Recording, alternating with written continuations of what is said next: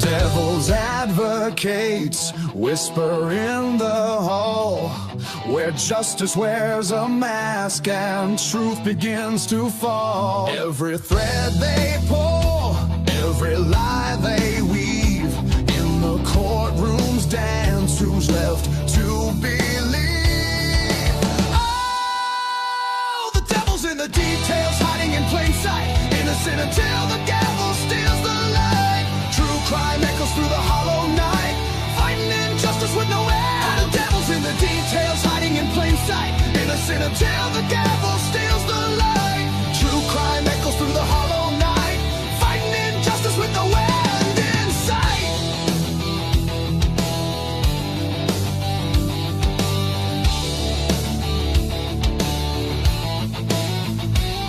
A photograph fades where the truth once stood. Blurred lines between the bad and the good. The scales they tilt with every silver tongue, while the broken cry for a song unsung. Black robes sway like shadows on the wall. One wrong word and the mighty fall. Who's a sinner? Who's a saint? The jury's out, but the verdict's faint. Oh, the devil's in the details, hiding in plain sight, innocent until the gavel steals the light. True crime echoes through the hollow night, fighting injustice with no end. The devil's in the details, hiding in plain sight, innocent until the gavel steals the light. True crime echoes through the hollow night, fighting injustice with no end in sight.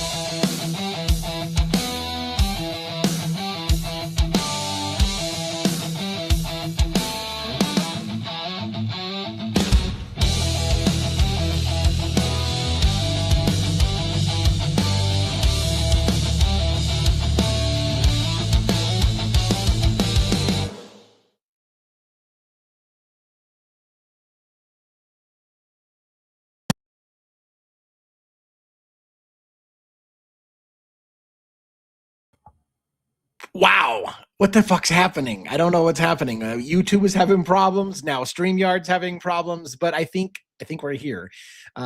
So welcome to another Crimes After Dark. Thank you for showing up, even though YouTube took a giant shit, apparently a little bit like we just literally got YouTube back fully, I think, while we were going live.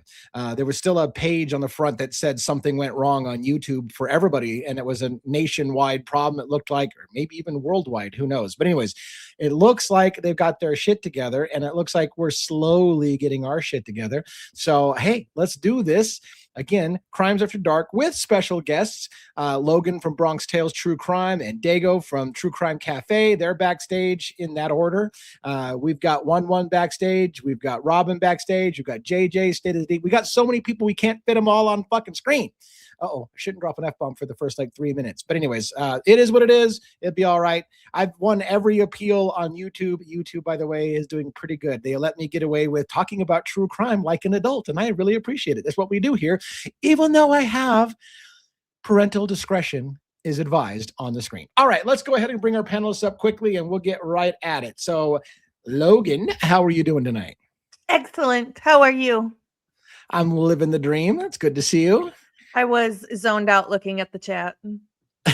Well, I should really look at my chat as well. At least it's working. And somebody said Steve Gonzalez paid that bill to have YouTube shut down so we couldn't talk about things. I thought that was hilarious. But Mandy said she blames Steve G for the YouTube outage. Yeah, blame Steve G for everything. It is what it is. Anything special? And did you have problems? You said you were streaming earlier today and had problems as well. Yeah. Well, I noticed on my end when I had my live today at 5:45 for about an hour or so. I noticed on my end it looked real like glitchy and like my mouth wasn't matching my words and things. But I don't think it ended up being like that on their end, the viewers' end. Just on my kind of end. like it is when you do a lot of drinking. Yeah. Your mouth and your thing doesn't work together. Anyways, I don't know. Sorry, I'm just. You said my mouth's not working with my brain, and I'm like, so you're drinking? I don't know. Sorry, that's what I do. It's what I do. I mean, I am drinking. It's just right. Nice mug, by the way. Nice mug. All right. Thanks. My work sent it to me. Hey, Dago, what's up? You're up. Forget about it. How you doing? They I'm go in going. easy. And the hizzy and it's a fugazi.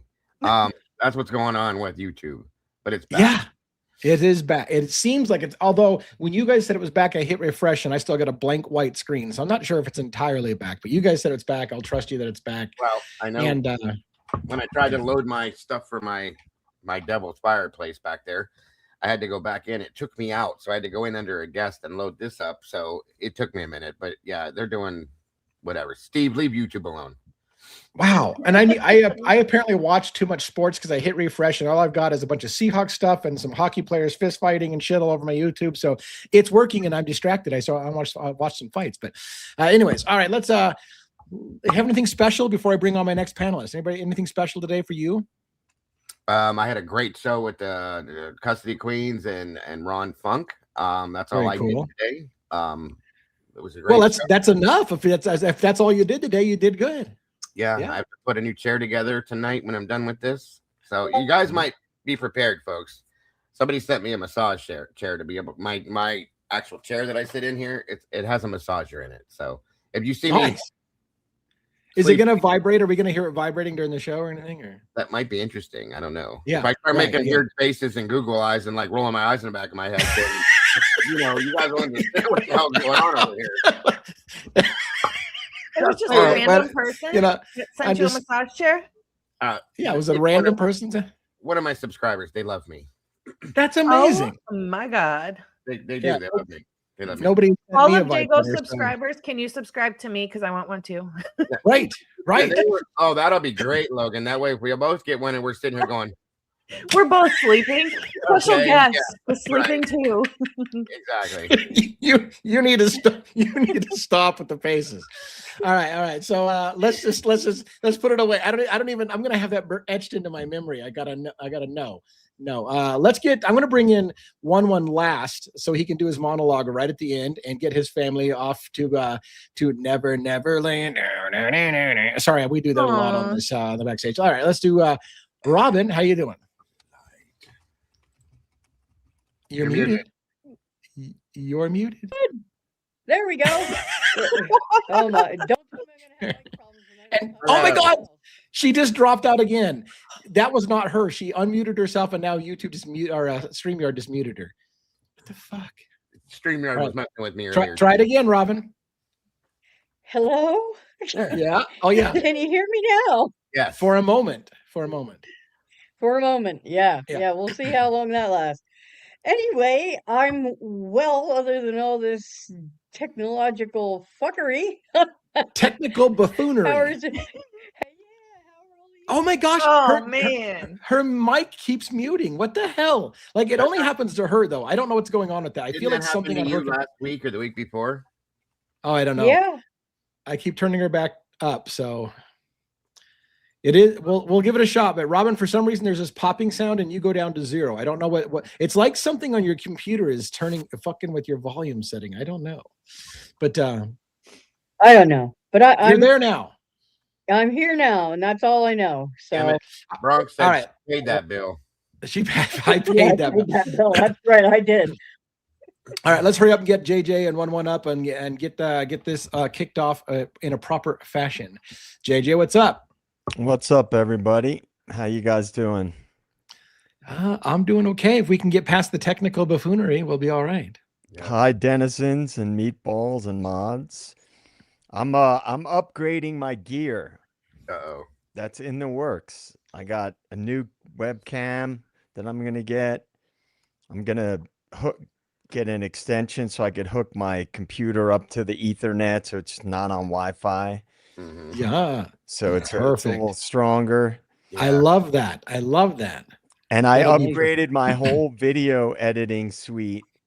I switched. I got rid of Premiere Pro and I got the Apple Creator Suite. Oh, nice.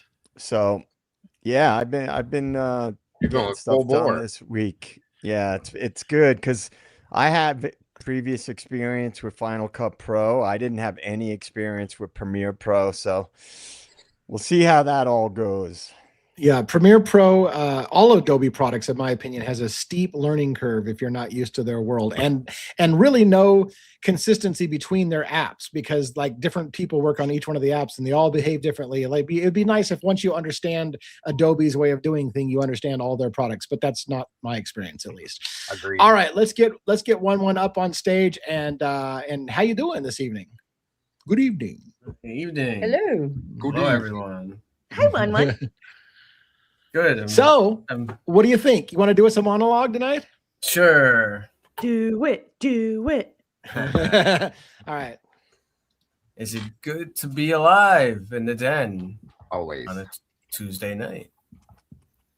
Juliana, my daughter, Jackson, my son, hope you're feeling better, and my beautiful wife. Love you guys. Have a good night. Keep your voice low. This isn't the kind of anger that wants attention. Doesn't raise its voice. It doesn't need to. It's the kind that settles in after you've been told, again, that everything makes sense. After explanations are delivered with confidence instead of proof. After questions are labeled disruptive. After silence is framed as closure. That's where this begins, because some stories don't hold up when you stop rushing past them, because timelines strain under their own weight, because details are minimized until they vanish, because responsibility has a way of dissolving into procedure, policy, and that's just how it works. We don't accept that here, not loudly, not theatrically. We apply pressure. Slow pressure. Uncomfortable pressure. The kind that forces a story to either stand or shift. This isn't about outrage. Outrage burns out. This is about persistence. About sitting with the parts no one wants to revisit. About noticing how certainty hardens long before clarity arrives. About recognizing when confidence is used to end a conversation, not answer it. We don't rush to blame. We don't rush to defend. We hold the record open. We read what's buried. We pay attention to what's missing. Because systems don't fail loudly. They fail quietly, behind closed doors, with language that sounds reasonable until you slow it down. If that restraint feels threatening, it's not an accident. Controlled scrutiny always is. So stay here, in the stillness, in the tension. Let the calm do the work. This is Devil's Advocates. No shouting, no spectacle. Just questions applied carefully until the truth has nowhere left to hide. And with that, live from New York, it's Tuesday night. All righty, we're off like a herd of turtles. Let's take this off of turtles. Turtles. Oh, I just tried to take that off Joe's face. Robin put it back on Joe's face. That's where it belongs, right? Yeah. Get in my face. You guys are nuts. Look, I got nothing today. I did work today, but I have nothing special for the show. I got nothing. We'll just sit here and look at you. We can't do hear it live, guys. We're gonna stare at you guys for 2 hours. Yeah.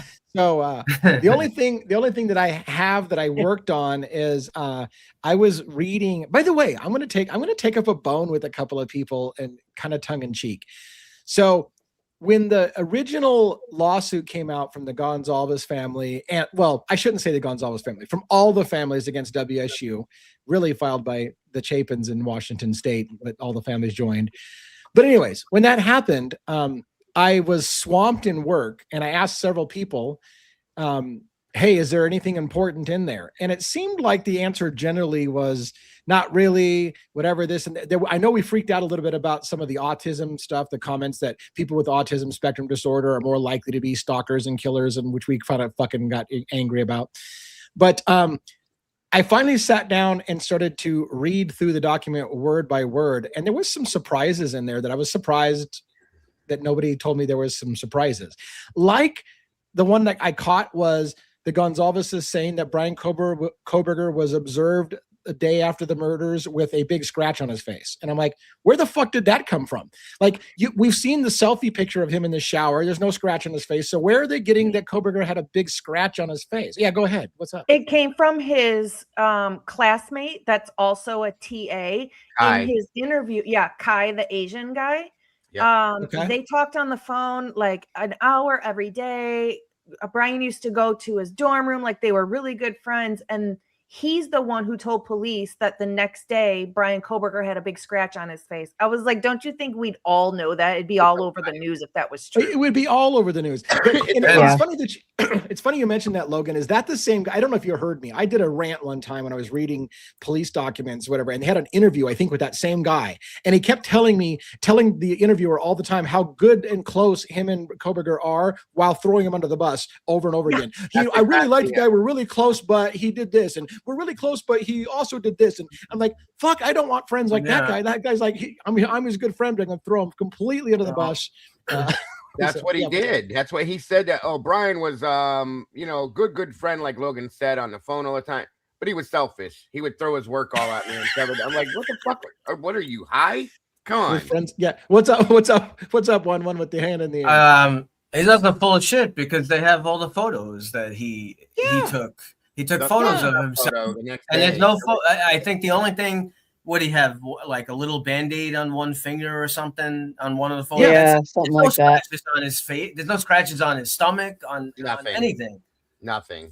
Well, what's interesting too is during that interview, that kid is actually reading off something, and he doesn't know English that well, so he's asking what the words are during the interview. Like a prepared script almost. He's definitely reading something and didn't know what some of the words were. Yep. So it wasn't something he wrote. He extended the lie and said that Brian told him it was from a car accident. What? Wow. Right. And again, there's no if that scratch was there, we would have had a million photos of it all over the internet as proof positive that he did it. And here's the other part that stunned me.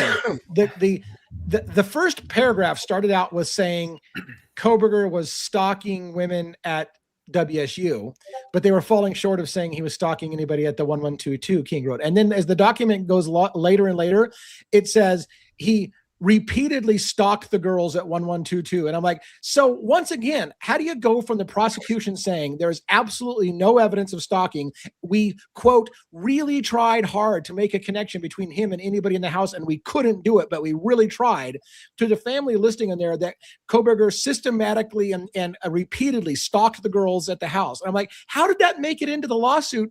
Like, somebody's not telling the truth. Either the prosecution's not telling the truth, who said there's no evidence of stalking whatsoever, and we don't know how he even picked the house, or to the family saying he was clearly stalking the girls over and over again. Like, it just, the whole thing just is a shit show. You know what that document does? It gives WSU even more ammo to just go in there and just tick off things one by one and be like, you lied here, you lied there, you lied there. It's just giving them more fuel to fight, to go ahead and go to court. Amen. Yep. So, I mean, there were some things on there, that were good for them if the families can prove it. They said that there was 13 documented times that Koberger was had been reported for stalking behaviors, that they had to have security escort girls to their cars because they were afraid of them. If that's documented and had been documented, then it's bad for the university, right? But you have to wonder half the stuff that's in there, which we kind of know aren't true, or at least we believe is not true. So can they prove half the things that they say that they're going to prove? You need a little bit more info than that. Right. Like one of the big things with that is the timing of when, I mean, if someone, does some kind of offense or whatever it is, there's different restraints on that. But if, did like 10 people come forward after he was already arrested? Right. Like what's the context? What's the context? And saying that he would, like, what is it that, you're saying that, he was stalking them, but are these people who, there's a lot more data that has to be gotten from this. So these people that they just thought he was a hard grader, and they didn't like how he was grading, and we need more info. And a lot more info.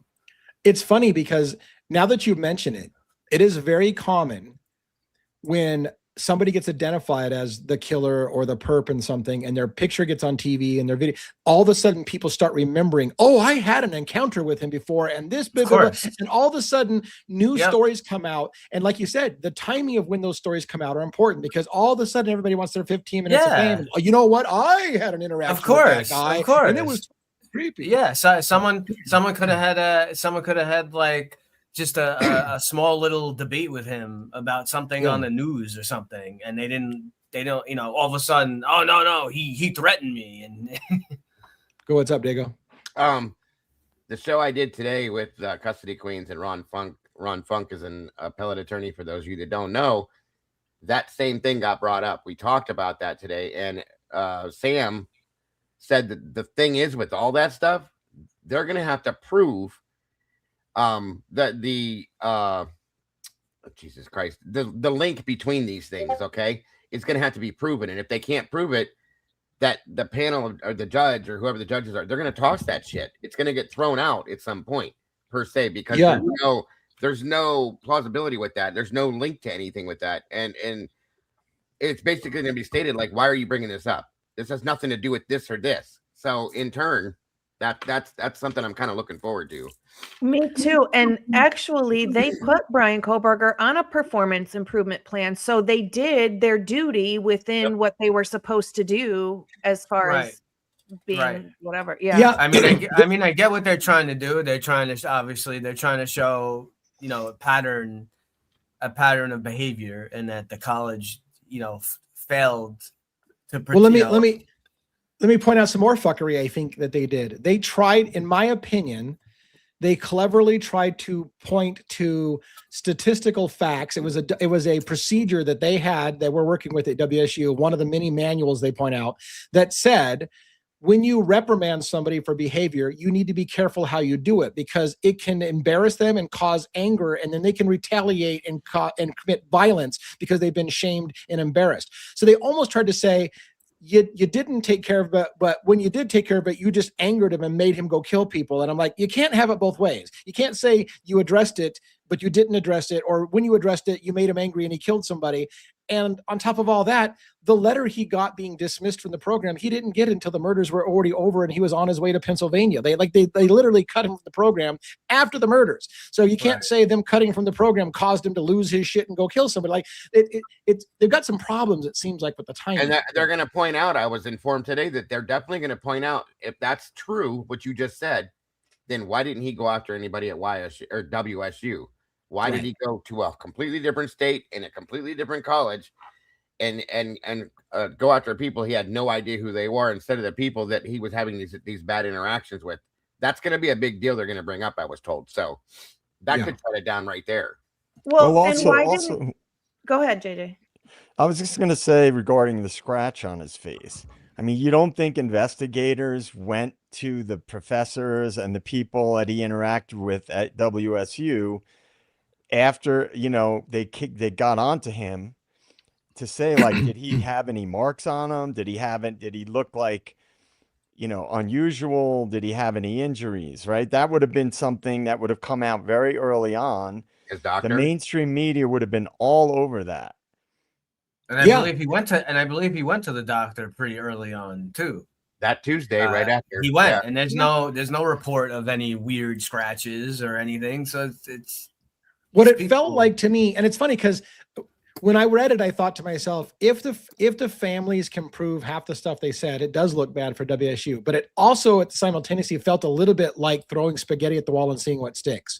Like they literally just threw a bunch of charges up there and allegations. And they're like, well, if some of these get shot down, some of these are certainly going to stick and we'll have a case. So it kind of felt like that. Like throwing everything at the wall, that every rumor they've ever heard about him, throw it at the wall and see what sticks when they go. And it'll be funny is if the WSU deposes one witness. If all they need which I believe. Obviously, we haven't heard from him because he's under silence. Cy Ray.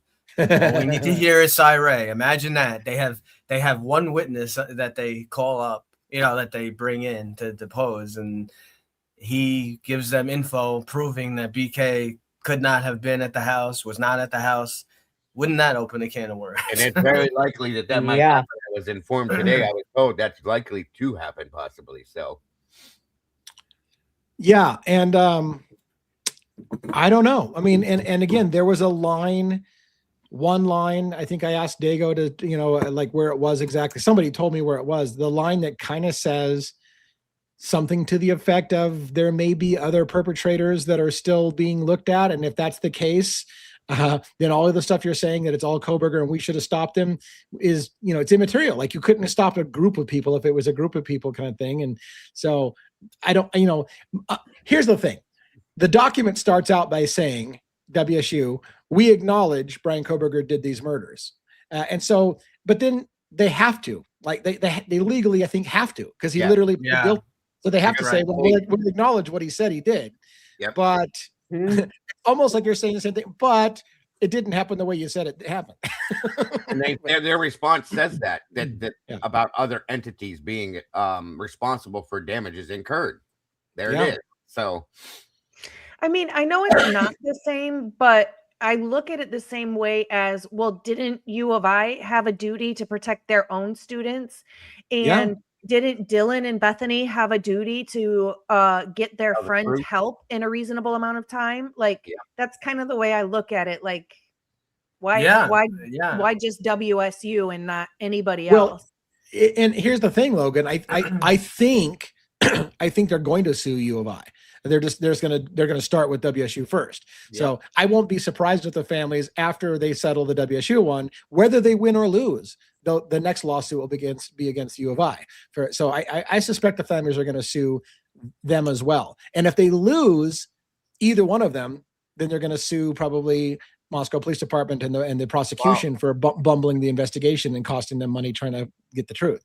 I asked about that today because there is a statute of limitations on that stuff. But I was informed as of right now, they can't just go sue Latah County, Moscow PD, U of I, blah, blah, blah, whatever.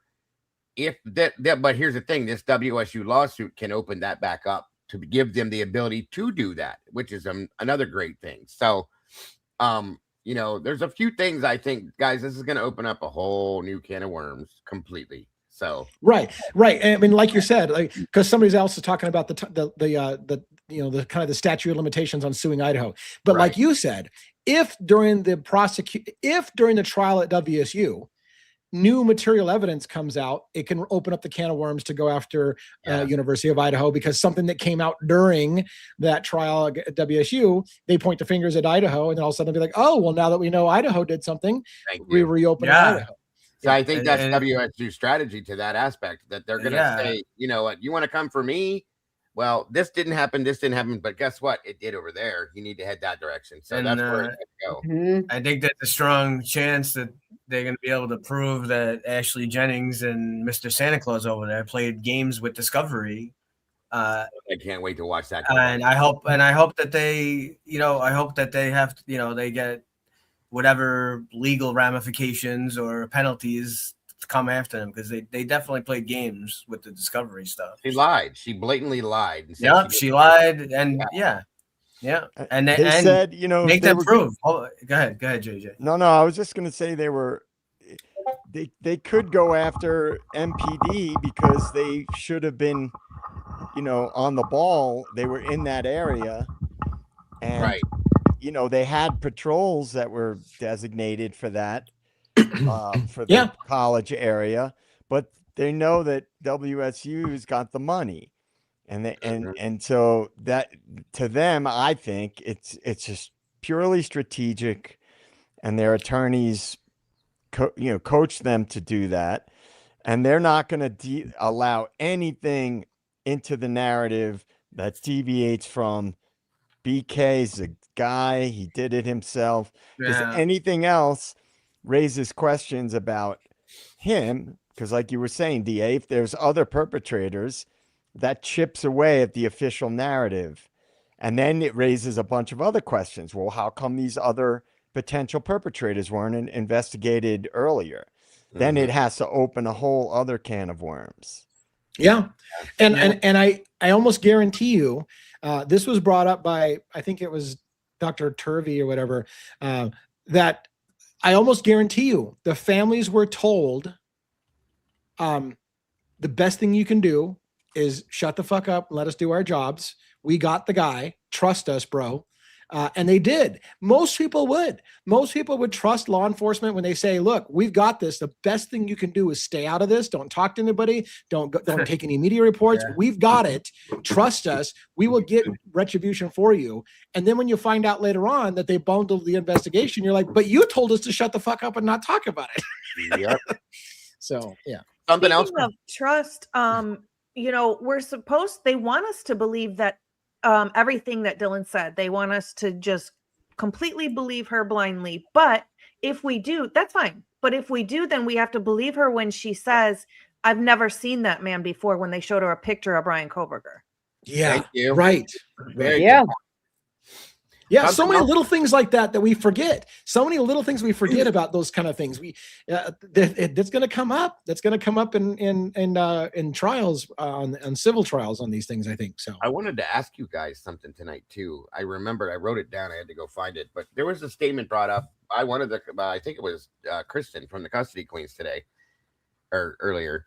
And I went through these and I didn't remember seeing it. And I guess Harsh Reality had done a segment on this. And so she sent me the screenshot and I looked at it and there it was. But at some point earlier on in the case that I guess Steve was approached by somebody pulled in his driveway, even in fact, and said that if you go the direction of Dylan and Bethany and you hammer away at that, something's going to happen. So he was threatened.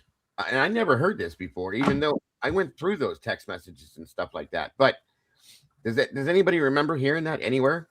Yeah, it wasn't. He did say that in the text message, like somebody pulled in my driveway or something. And then they threatened him. Mm-hmm. Said that you'd need to leave this alone. With Brad Thompson, right? Or Norton. Norton. Brad Norton. Yeah, it was Brad Norton. And I had gotten those messages, but I never saw that part of it. So that like just flipped a switch in my head immediately. Like, wait a minute. So because I remember. Yeah. No, yeah, it's true. It's true, and that was I think yesterday Harsh was going over that, and I think what he was hitting on with covering that again, even though it happened so long ago, was that seemed to be the pivotal moment where Steve G did a complete 180-degree turn. Okay, so that makes sense, but like if that's the truth, you didn't report this to the police, you didn't say anything about this, that's. To try to prove to try to have truth in this statement, right? You would think there would be a police report filed, something like that, to back this up. You know what I'm saying? I don't believe Steve G. I bet you anything it was somebody just turning around in his driveway to go the other direction. That's what the point I'm trying to make. Yeah, and then I've been saying this for the longest time. I don't trust him. It has nothing. It is my gut feeling, and I have to always follow my gut, and nothing ever, unless it blatantly gets disproven, I always trust my gut, and I always felt something was off about him. I've said this numerous times. That crazy segment on that news show early on, before BK even came into the picture, where that former law enforcement, former special forces guy said, he said that he thought Steve was guilty. Now that could be him picking up on a vibe that's a shady vibe. Yeah. Right. And that guy got wiped from the scene so quickly. You never heard from that guy again. Yeah. But I think that the vibe he gives off is it's just weird. It's just, I don't trust him. He literally said that Bryan Kohberger connected to 1122's Wi-Fi. Right. Yeah, he said it touched on the Wi-Fi, which was another lie. Never happened. Yeah, another lie. And then he said, I must have read it wrong. Shut the what? Did Did you see this other thing about the mail? Apparently, they had like some kind of warrant for Kaylee's mail. Yeah. I saw a few creators Yeah. were talking about that. That came So I out wonder, early on. because Yeah. apparently, this was about possibly a stalker or someone made a threat or something to They her. said they had to meet with investigators because they had to sign something. But that's interesting. But that's odd. With their mail, yeah. But it's, I don't know. It's kind of odd. I mean, it's like what we're supposed to believe law enforcement, but then we're supposed to believe the family members. Then we're supposed to believe this. Like, I don't believe anybody anymore. I know. Logan, too many I listened to conflicting accounts. Oh, I'm sorry, Robin. Oh, that's all right. I was just saying there's too many conflicting accounts from so many different areas that how are you supposed to know which way is up? And that's why I hope it does, this lawsuit with WSU does go to court, because we might find out some more truth. I don't know that we'll ever have the complete truth of everything, but we might actually find out some more things that are actually real. Right. Yeah, that's what it was, Amanda. Warrant for UPS. Thank you. The warrant, right. What were you going to ask, JJ? I just said I heard some of your show today, and you and I guess some of your chat were talking about how the Bethany and Dylan and a lot of the other people that were interviewed, like early on, they were never like, what happened? Tell us, what happened to our friends? Like, what's going on? Explain, and then when they did their follow-up interviews, they were just like, oh, like people had no emotional impact whatsoever. It's so strange. It might be real. It might be a dream. It's very weird. It's very strange. I just don't trust anything with this case. I think there's a bigger picture that's even bigger than we probably realize. That is why they needed to cover shit up. And I think when you have national security stuff, like I always say, you always have to be suspicious, because that you're getting into a whole other universe of potential corruption when you're dealing with national security. Plus, you're dealing with their ability to cover everything under the blanket of national security, which destroys transparency. Essentially, I don't know if people know this. I'm sure they do now with the Epstein files. They can basically put out fake documents. If it's in the interest of national security, they can do literally anything they want if it's covered under national security. Very true. Yeah, that's terrifying, because again, what does it leave us if at the end of the day we can't trust public documents, public disclosure process? Like if they can lie about anything they want, it's like, well, then why do we even fight these cases? Because you can't get the truth anyways. But hopefully that's not happening. That's the slippery slope. It's like the government and the intelligence agencies, who have very suspicious tentacles that go into a lot of other areas that logically they shouldn't, but they do. They can just, if something's deemed national security, there's no boundaries what they can do once it is covered under national security, especially if certain agencies are involved. Then it's all bets are off. We could be, I'm not saying that I 100% think this is specifically what happened with the Idaho 4, but a lot of the stuff we've been given, even with documents, could have been doctored if the power elites within the intelligence community and national law enforcement, they could tell any police force, you're going to do X, Y, and Z. They have to do it. If it's under the blanket of national security, they have to do it. Really quick, let me address this comment that's been on the screen for a bit.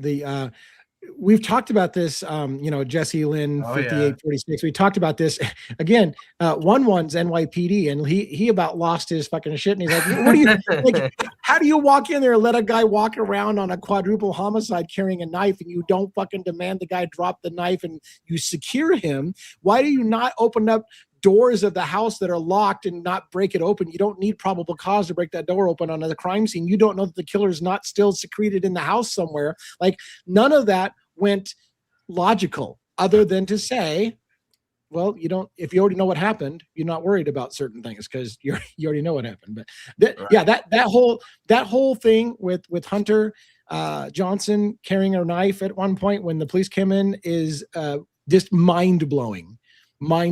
Yeah, that wasn't handled differently.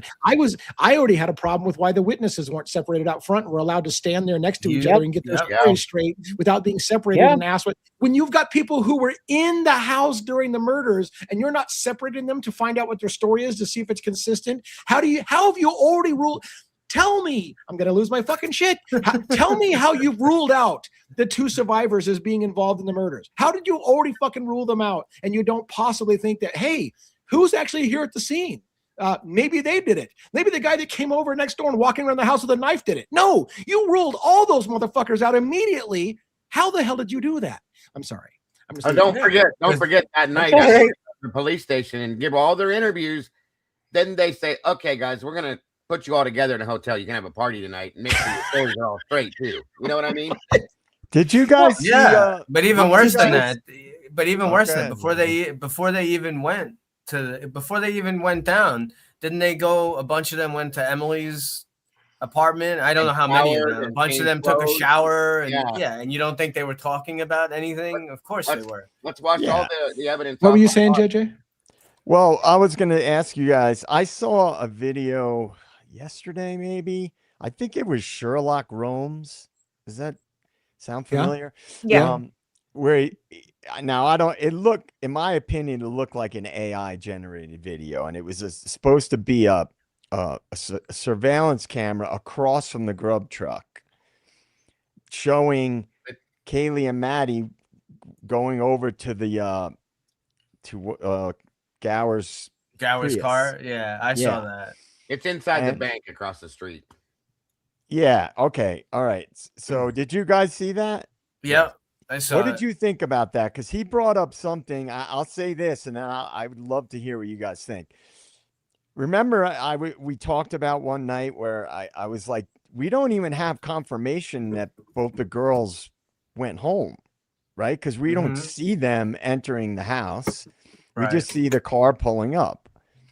And he brought up in that video, like, it looks like Maddie didn't get in the car. She stayed standing over to the side. What do you guys think about that?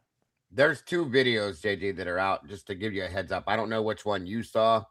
There was one that came out that had looked like manipulated because there was some weird things with it, and where you can tell that, like, all the people that are standing at the grub truck, there's nobody there. There's no feet underneath or around anywhere. They're just not there.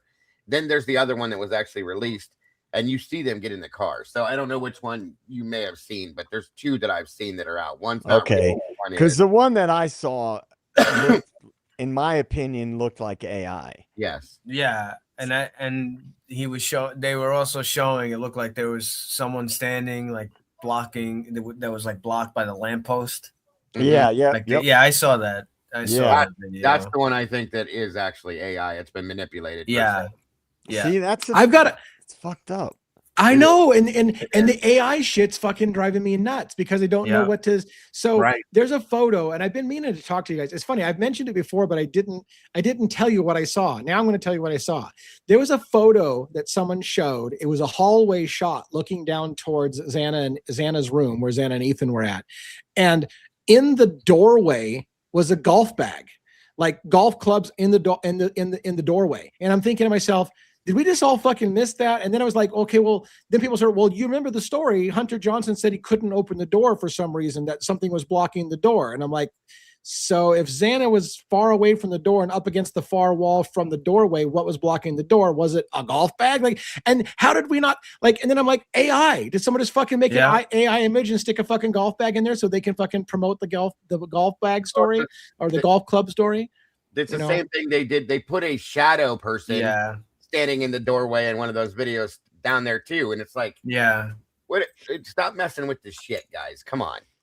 I want to bring up one thing since DA brought up this issue. I messaged 1-1. I probably messaged Robin and DA a while ago on Discord about this. Remember when those photos dropped and you guys told me which one to look at for Xana? Mm-hmm. Yep. I spent a lot of time, I'm sure we all did, with those photos. And one of the things I cannot get past is a picture of Xana. I looked at pictures of her, bunch of different pictures of her. The distance between the mouth and the nose on that picture. Now, people say, oh, she was bloated. She was laying there for hours. That's not going to change the distance between your upper lip and your nose, right? The mouth was open. So I looked at that picture many times, and every time I see it, it seems to me like the distance between the nose and the upper lip is much bigger of that. And then people will be like, oh, it's Xana. She was wearing a gray shirt. My point is, and I promise I'll make this quick and I won't go too deep down any rabbit holes. If there were bigger things at play, do we really believe that a national security umbrella doesn't have the capability to release crime scene photos that are doctored? We're talking about we're talking about DARPA. Their technology, their AI technology is 30 years ahead of what citizens have. That's a fact. That is a fact.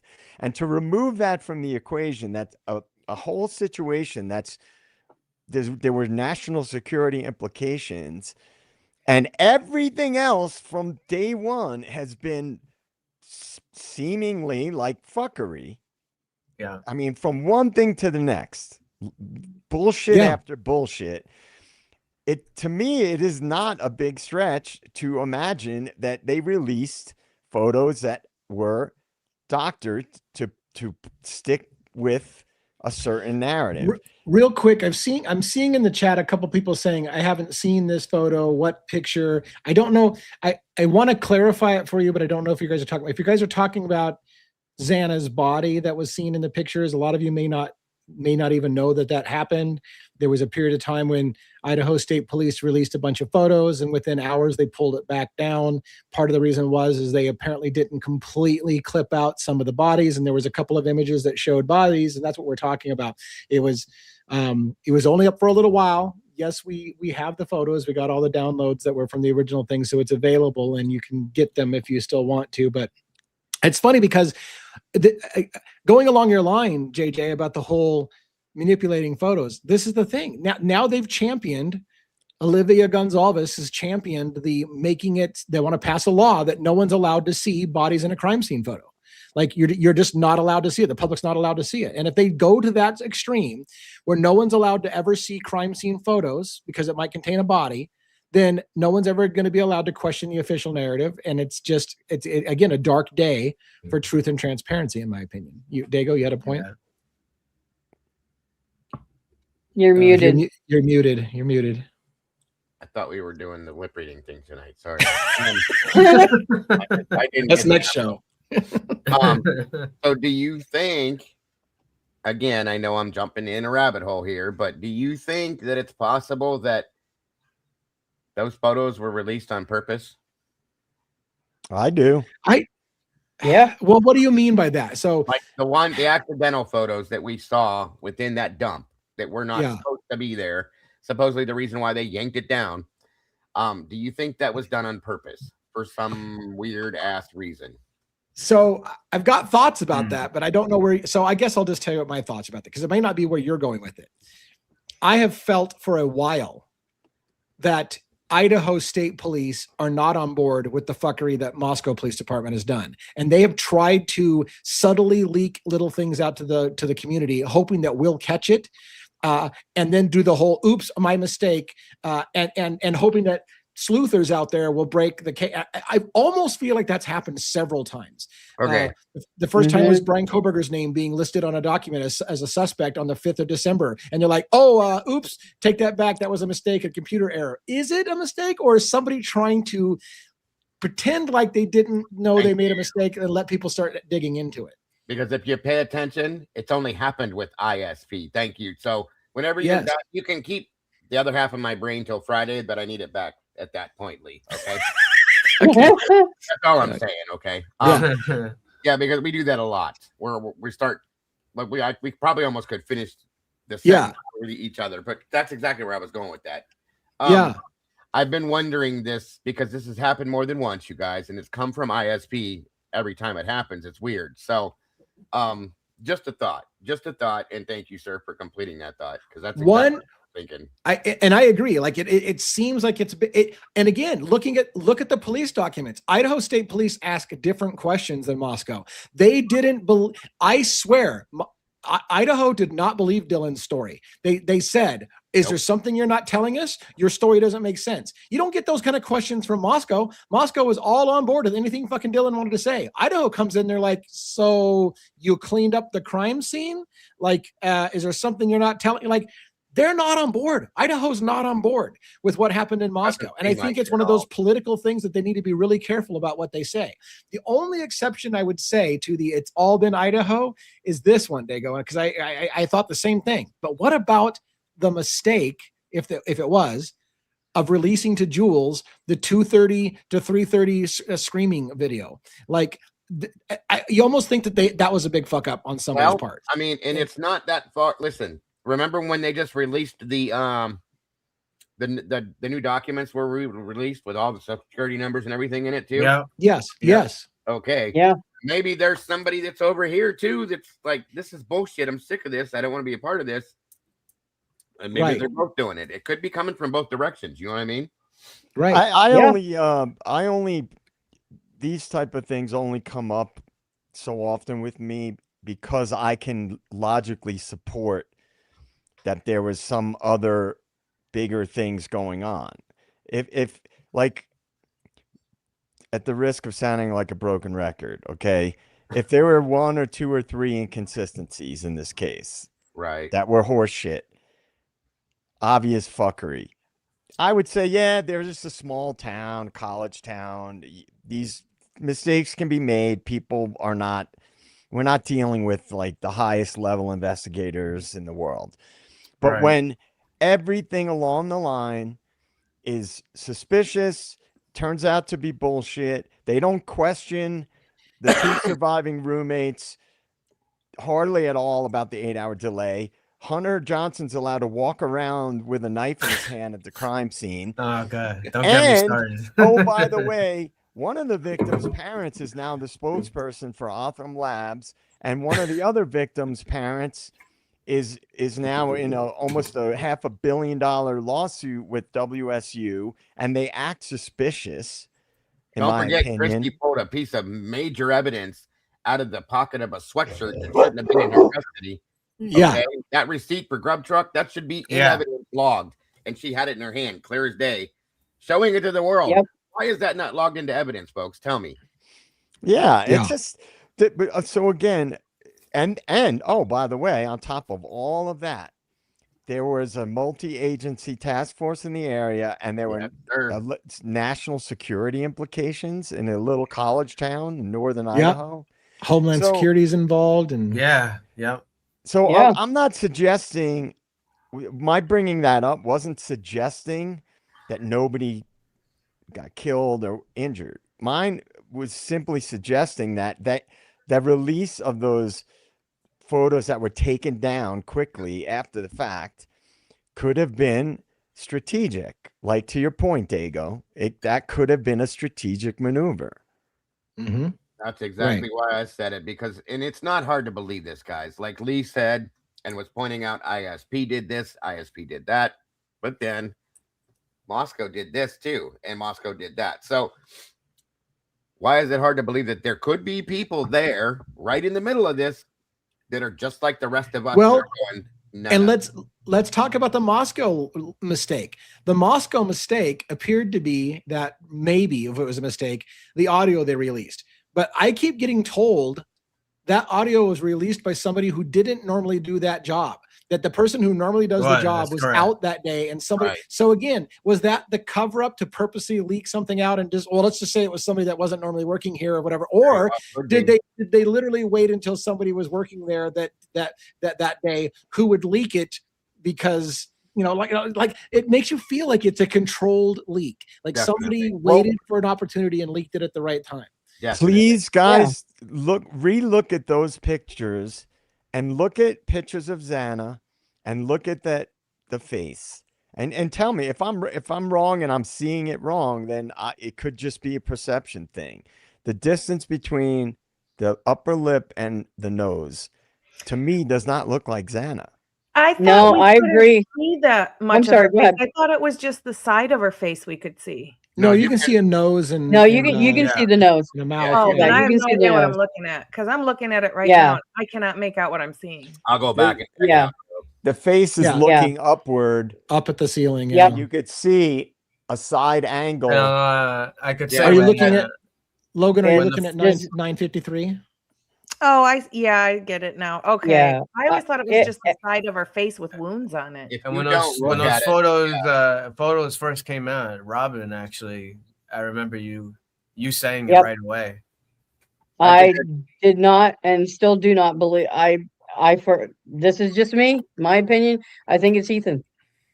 I because if you look at the bed, the spot where the redaction is way too small for a man Ethan's size. You're talking 6'4". So unless they had him curled up in a ball, I mean, there's no legs dangling anywhere. And I'm not trying to get graphic, but I'm sorry. I just, that's my belief. Again, my opinion. I could very well be wrong, but I don't see Xana in that picture. But again, that's just me. They said that Ethan's feet were hanging off the bed, and we don't see that in any picture. Nope. Yeah, Robin, you and I talked about this when that stuff first dropped. I said that doesn't look like a female. It looks like a man. Yeah. It's even like the breadth of the shoulders and the size of the arm. Yeah, it looks huge. Too masculine to me. I agree. That arm is big, man. And everybody when I commented on this, they were there for hours. It's the body swell up. Well, that's not going to change the specific, dimensions of somebody's it won't face. Change, but it does. They do bloat, which does cause,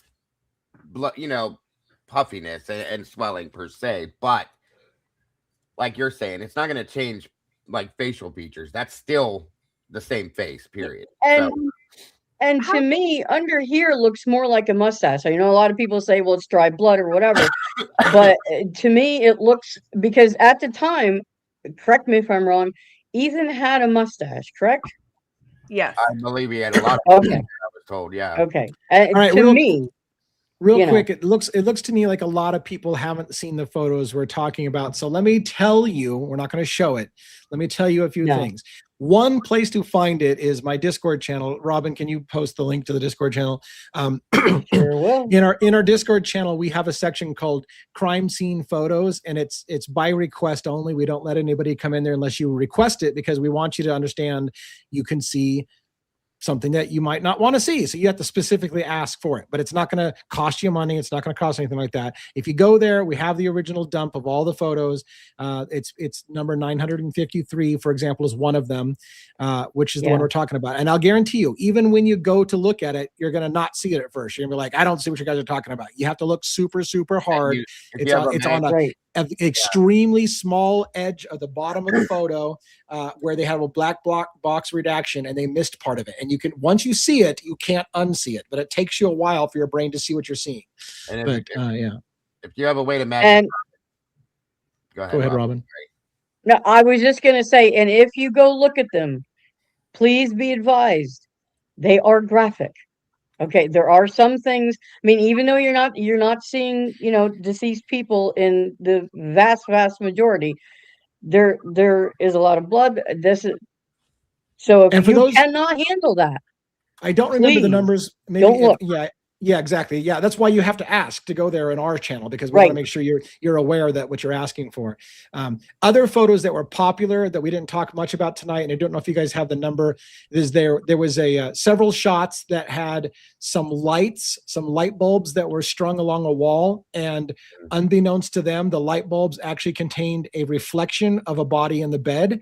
And so we've gone and you blow them up and you can see a person in the bed plain as day. It's one of the victims, we believe, although some people say, oh, it's probably a photo, it's a reflection of the photographer taking the picture. You can do your own deduction on that. But so when people say some of the body photos were released, it's a little tiny sliver of Xana in one of the photos, and then a couple of reflections and a light bulb that seem to show a body. There is gruesome images, however, of hair and scalp and blood and stuff like that all over the place. That's kind of gruesome. But as far as bodies go, they're very, very hard to see until you know what you're looking for. And then once you see it, you can't unsee it. You'll know what we're talking about. And according to the Gonsalves family, there's four photographs within that drop that show something they're not supposed to.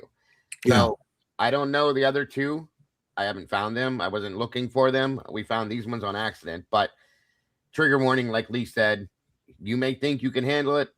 Make sure you can. That's all I'm telling you, because what's up, Logan? It's very rough. How the heck did Hunter Johnson walk in there and look at Xana, take her pulse, and not right? What? Yeah. How do you take her pulse and not know what happened? And no footprints, and there's no blood. Yeah, no footprints, no blood, nothing. Crazy. I checked to see if she was alive. Why would you even do that? You can look at exactly. The lie. Right. And he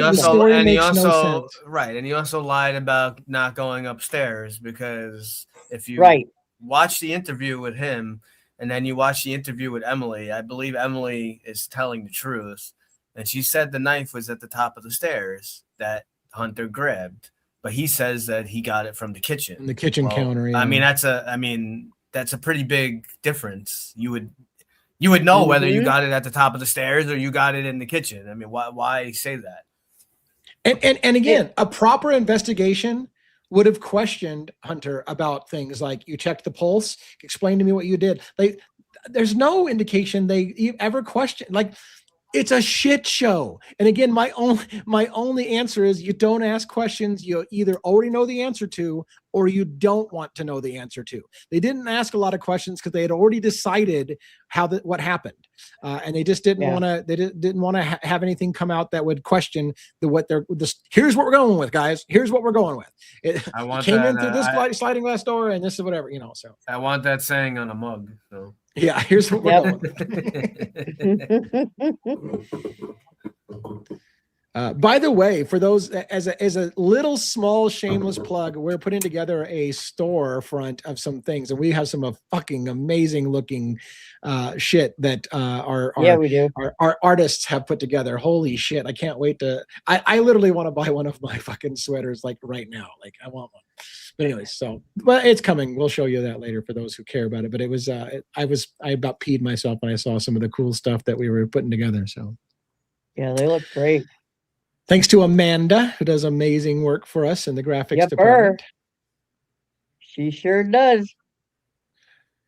All right. So does anybody want to come up? Does anybody want to come up and ask a panel or make a comment or just throw some shit out like spaghetti and see what sticks, like other people do in this case?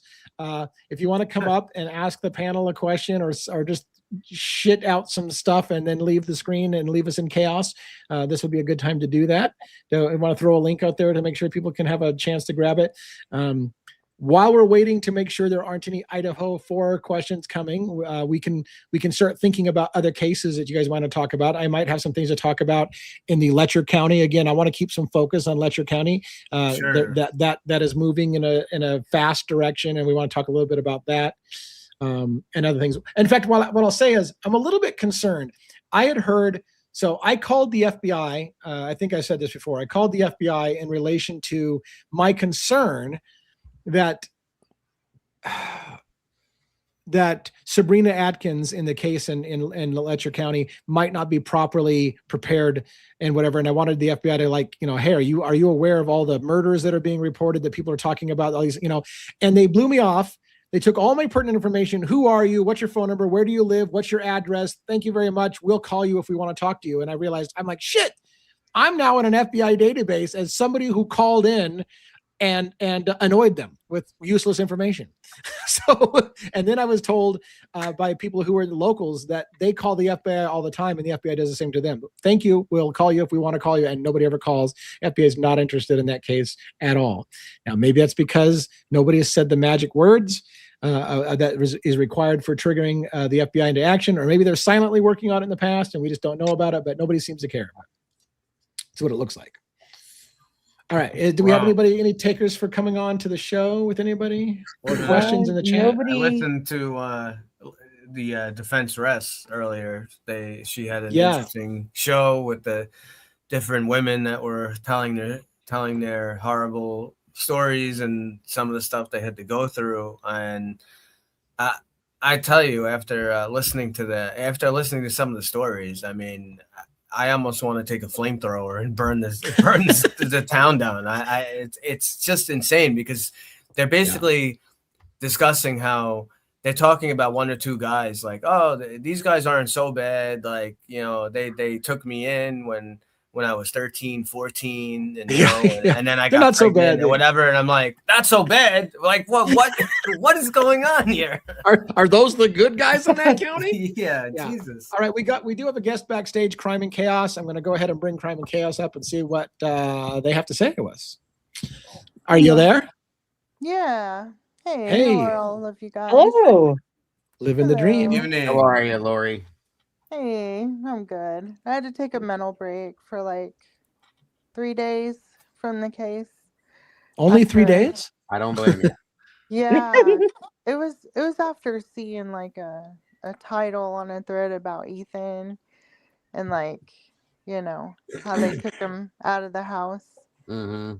Yeah, I didn't watch it. It was just so that. sad. Yeah, and I don't know, just all of it all combined. I took like, maybe it was only a 2-day break. I don't know, but I just missed the chat and just missed all of you. So it was brief, but yeah. It's been good. Yeah. Really back. Yeah, welcome back. And I you bring up a great point, which is that people you bring up a great point, which is that if you need to take a break, because this kind of stuff burns people out. And for your own mental health, from time to time, I hear people say, man, I just had to check out from true crime for a while. And I get it. Like, it's not talking about murder and death and fuckery and things that we can't do anything about day after day wears people down emotionally and things with that. So yeah, Lori, it's good to take a break, but some of us have a boss that makes us work 30 hours a day. So I didn't say you had to take a break. Oh my gosh, you don't get 211. We're here for you though. If you need to vent or Gosh, that's a good point. Sorry. Yeah. Well, and I don't get to take a break either, because I'm on almost every freaking day. So I don't think it's funny because I've worked harder since doing this than I probably worked at any job. I know that my former bosses do not like to hear this, but I think I'm working harder now than I've ever worked in my life. So, but here's the thing. I enjoy what I'm doing. And if you enjoy what you're doing, it is true that if you enjoy what you're doing, you don't work a day in your life. So while I'm working all the time, I enjoy it. So there's that. Yeah. Well, I'm glad we all have each other. That does help. What I wanted to mention when you guys were talking about, do we think it was on purpose, with the ISP drop? I really, really do feel like it was intentional. And why I say it is the bulb reflection. I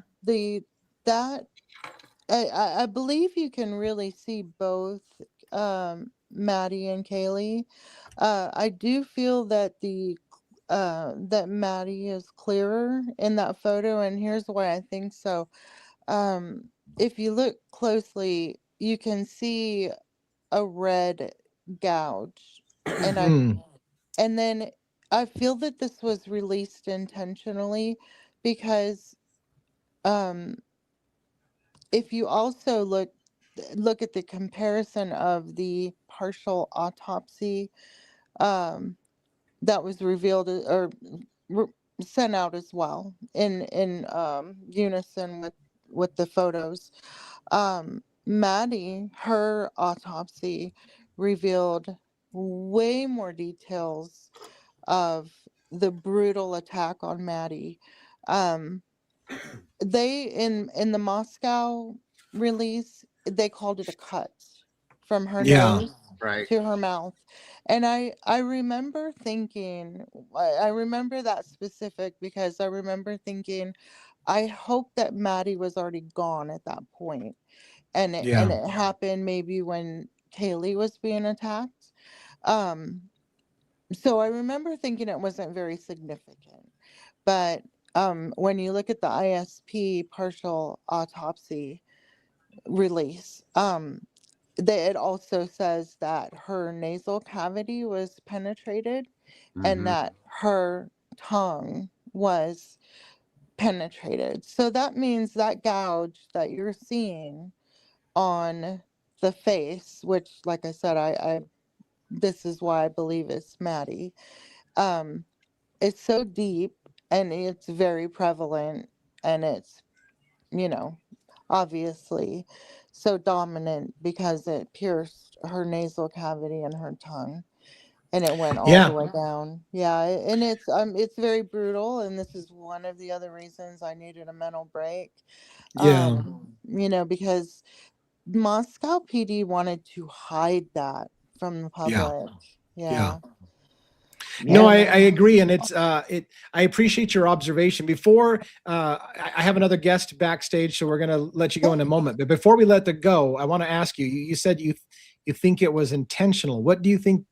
What is your theory on why it was intentional? Well, is it the same thing we're saying, which is that somebody there wants it to kind of get out to what happened? I feel that they want the public or just everyone in general to know that, hey, Moscow PD is feeding you guys all a line of bull. I know that, the family, Karen Laramie did the lawsuit for no photos of the bedroom. And I get that, but I just, there's more to it. I don't know how Moscow PD was able to get Karen Laramie to do the lawsuit and say, hey, don't release any more photos. Oh yeah. You've got a great point. I think the families are encouraged by the police department to, hey, you know what you should do? You should tell people you don't want to see those photos. It's traumatic to you. We'll support you. We'll help you write that request. That's because they don't want it coming out, and they'll pressure because the families are the ones everybody will listen to. And I think that happened as well. The sarcasm part I'll do before I let you go is I'll say my cynical nature says, don't worry. If this ever gets to the point where Moscow Police Department is having to face questions about what they did, they're just all going to retire or resign anyways and move on. So nobody will be held accountable. As soon as they realize it's going to start blowing back on them, they'll just all fucking resign. Everybody will step down. Everybody will take their pension and leave, and they'll be like, hey, we don't work here anymore, so take it up with somebody else. So But the good thing about that lawsuit is that it kind of it forced the magistrate to rule on certain things. So because they brought that lawsuit, they had to release photos that showed other stuff that we've wanted to see. For instance, like Dylan's room and whatever. And if you read the the whole ruling on that, the ruling is that we're allowed to see, they can't hide, underwear and all this different stuff that they wanted to hide. Like we're allowed to see it. If it was considered part of the crime scene, part of the evidence, we're allowed to see it. So that made it so that we didn't have to have the someone from the public had to go. The magistrate just ruled, on it. Yeah. All right. Well, we're going to let you go, Crime and Chaos. Thank you very much. Got another person backstage, the Mavens backstage. I was curious about this. So thank you, by the way, for coming on and sharing your thoughts with the group. And if you need to take a mental break, do so. But otherwise, come back. Yeah. Thanks, guys. Great. Have a good one. Good night. Good night. I'm not sure what this comment was. It kind of, I would love to come on the panel, but I was told it's not a good idea. Who told you it wasn't a good idea? We're not gonna. that? We won't bite your head off. Don't worry. Yeah. Don't worry. Logan will keep Bronx. The Bronx won't bite you. Don't worry. All right, let's bring the Maven up on screen. We've had her up before. How you doing tonight? Hey, Hi. I'm doing okay. Good to see you all again. Yes, Yeah, I you did. bet. Good to see you. Welcome back. What's up in Thanks. your neck of the world? Well, I've got an update about the experiment we talked about before. Yeah. So it would be $600 for a Holy cow moly. instead of a pig, Okay. Yeah. and $40 for the knife. Yeah. Yeah, we've given it a lot of thought, and it, some people were like, well, because I mean, obviously we talked about this before, like, how do we recreate the fighting back part of whatever? You can't. So what we can do is, like, you can just see number of stab wounds. Can it be done in the amount of time? Just stab wounds alone, right? And then you just factor in how much other stuff. So it's an interesting experiment. And I know a lot of people. I was surprised at the number of people who are really willing to back that idea and to talk about that idea. I don't know how much would a cow simulate. Well, that's what my question was going to be. Is that a pig, as I stated last time you were here, a pig would work well because it is the closest thing animal-wise to human. Skin. Yeah. Cowhide is different, therefore, because it's got it's sure leathery. Okay, and it's not as as realistic as it would be to human skin. So I don't know how well the comparison would go. You know what I mean? With a cow, it would have to be skinned first. Yes. Yeah. Absolutely. Yeah. Is a pig not available to that? I take it, or I can get a cow for a 6-pack. It's just more difficult. It would be maybe 2 hours, hour and a half, 2 hours for me to go to that place, Gotcha. It's on the other side of town. And whereas this is like 15 minutes from me. Understood. So it's, that's definitely a very interesting thought-provoking experiment, in my opinion.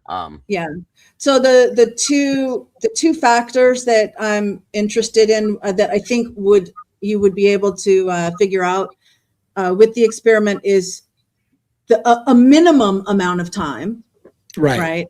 And then also the exhaustion level of the person. Yeah. Definitely. At what point does he start getting exhausted, and can he finish it? Sure. And also would be interesting too to see if doing this, where obviously like this is kind of like a simulation, would be what kind of bruising and stuff. Because I assume there would be some kind of bruising on the bottom of your hand from some kind of mark, some kind of from doing that many, Also, I think multitude. I think if you're going to do something like that, you should use different weapons also to see what weapons provide which injuries. Do you know what I'm saying? And how they would work if you're going to go that far with it. That's just an opinion I have. So the difficulty, the difficulty comes is it's almost impossible to simulate all the random factors. For example, fitness level, right? If Koberger really did it and Koberger was a runner and jogged on a regular basis, his fitness level might be different than somebody else's fitness level. So you have to, when you're talking about fatigue, for example, well, do we know that the individual doing the experience has the same relative fitness level? And again, that's a subjective thing. What's relative fitness level like? So there's a lot of factors that it's almost impossible to recreate the same kind of scenario, and then you have to ask yourself how useful can it be if the fitness level is not the same, and it was a cow not a pig, and it was and it was this, and it was like that's the stuff you have to factor in, is how useful will the experiment be when you have so many factors that are outside of your control that you don't know how close the approximate. That's the thing where I struggle with, but right, agreed. Mm-hmm. So we're still thinking it through, and I think the exercise idea was a really good exercise idea. I just don't know if it's gonna like a lot of people say, this is the hard part. A lot of people are like, I don't know that I could bear to watch that. Like a lot of people won't be able to watch that. It would be disturbing for somebody to watch. Sure. It would be disturbing for me to watch. Like I'll be honest with you, it'd be disturbing for me to watch as well. So you would have to have a certain type of person to even kind of watch that and be able to go, okay, now I kind of get it. Because you know, again, your mind's gonna go there and go, oh, this is what was happening to a person, and then you just start getting kind of like heebie-jeebies. Well, So- the pig would be deceased already, Lone Tree. That there would be no right. No. animal killing at all. But we wouldn't do that. Yeah. No, Just to clarify for people, it would be done actually at the slaughterhouse. I wouldn't even take it from the slaughterhouse. Yeah. So it would already be killed. I don't know how much I can say. And then drained of the red stuff. Yeah. And then in the case of the cow, skinned, which then I think as long as the leathery skin is off, then the muscle and the bone, because I think that's a factor that people don't think of, is that you will be hitting bone. Right. Sure. And Right. so I think Most that part should be similar enough. most definitely. Yeah, well, I appreciate you giving us an update. We'll talk to you more about that offline, Okay. not on the show, about it, and whether or not we can replicate enough of the, you know what I'm saying, to do it. So yeah, appreciate the update on that, and we'll. I welcome feedback. Give me feedback. We can adjust it accordingly. Okay, if at sounds all. good. Yeah, Okay. thank you very much. Thank you. you. Bye. Good to see you, Thank Maven. you. All right. Thank you. All right. Hey, Any DA. other? Yeah, DA, can I steel man something? yeah. I'm gonna take this thing off your face, though. All right. Yeah. There you go. Oops. Because Damn it. you know we always talk about playing devil's advocates with ourselves, right? I think Who does that's that? the Okay. Does that. Yeah, I think it's fair, right, to do that. You Yeah. have to do it. So let's steel man Koberger's involvement. Okay, is it possible that as a rumor and a theory has gone around quite a bit that he was a cleanup guy, right? Yeah. So let's just thought experiment. Let's say he met up with people involved in certain arenas of extracurricular activities through his time being there. You know, maybe at a party or at a bar, whatever. And they, you know, he liked to talk to people a lot of times, corner them and talk about stuff he was interested in. He talks about he studies criminology, et cetera. So is it, and again, I'm just steel manning that argument that he, for obvious reasons, doesn't want to give up the people that he was working with, because we can all speculate where that would lead, right? So that, in fact, he was not involved in the murders, but he was involved in the cleanup. And the reason why that never explicitly came out is because he knows what would happen if he ever, you know, gave anybody up. And so that is the reason why he tried to fight it, and then eventually realized that there was some connection that he had to it, but he wasn't going to roll over on anybody, hence taking the plea deal. Yeah. Well, so I haven't talked about this for a while, but I've said this before, like a theory. If Koberger advised someone, hey, if you were going to kill somebody, how would you clean up the crime scene? How would you get away with it? Like maybe he wasn't one of the killers, but he knew one of the killers or whatever. And they were like, hey, how would you do this? And gave some advice. And if the law enforcement got a hold of that and they knew that Koberger was involved in some way, because they knew that maybe he dropped somebody off, maybe he picked somebody up, but he didn't go in the house, but they knew he was involved. And so they just pinned it on him because, again, I can't tell you enough. Read the fucking book Framed by John Grisham. Watch how many times people who were just near the crime scene get pinned with it because they were just near the wrong place, wrong time. And it's like, well, we need somebody to go down. So this is going to be our person. And they don't give a shit whether it's the right person or not. It's just who was close, right? So if that happened to Koberger, and if he knew that it was, one example, Aryan Nation or a gang, brotherhood, whatever, where there's people that are in that gang in prison right now with him. You can't tell me that it's not impossible that someone said to him, look, if you just shut the fuck up and take the plea deal, we'll treat you like a king and no one will touch you. You'll have protection in here and no one will ever touch you. And it's the best you can do. Or you can keep fighting it and pushing for somebody else to be found guilty, and you're going to be fucking shanked and beaten to death in prison. What's your choice? And most people would probably pick you know what? I'd rather be treated like a king and treated special on the inside for taking the fall for something I didn't do than to be shanked and beaten to death in prison because you didn't take the fall and you let them keep going after the real people who were on the loose. So that's a plausible scenario to me. Am I crazy? No, I mean, I think that I'm just trying to look at all the possibilities that where he wasn't a killer, but he had a peripheral connection, and because of who it was that was really involved, and it can go even darker than that. I mean, we can go the corruption angle.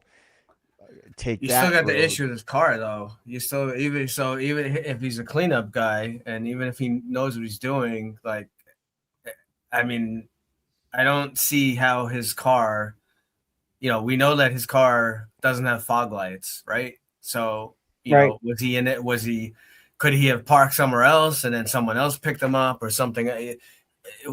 I just can't believe that his car was at 1122, and either he was involved in the murder or he was involved in the cleanup, and they didn't find one speck of DNA in his car.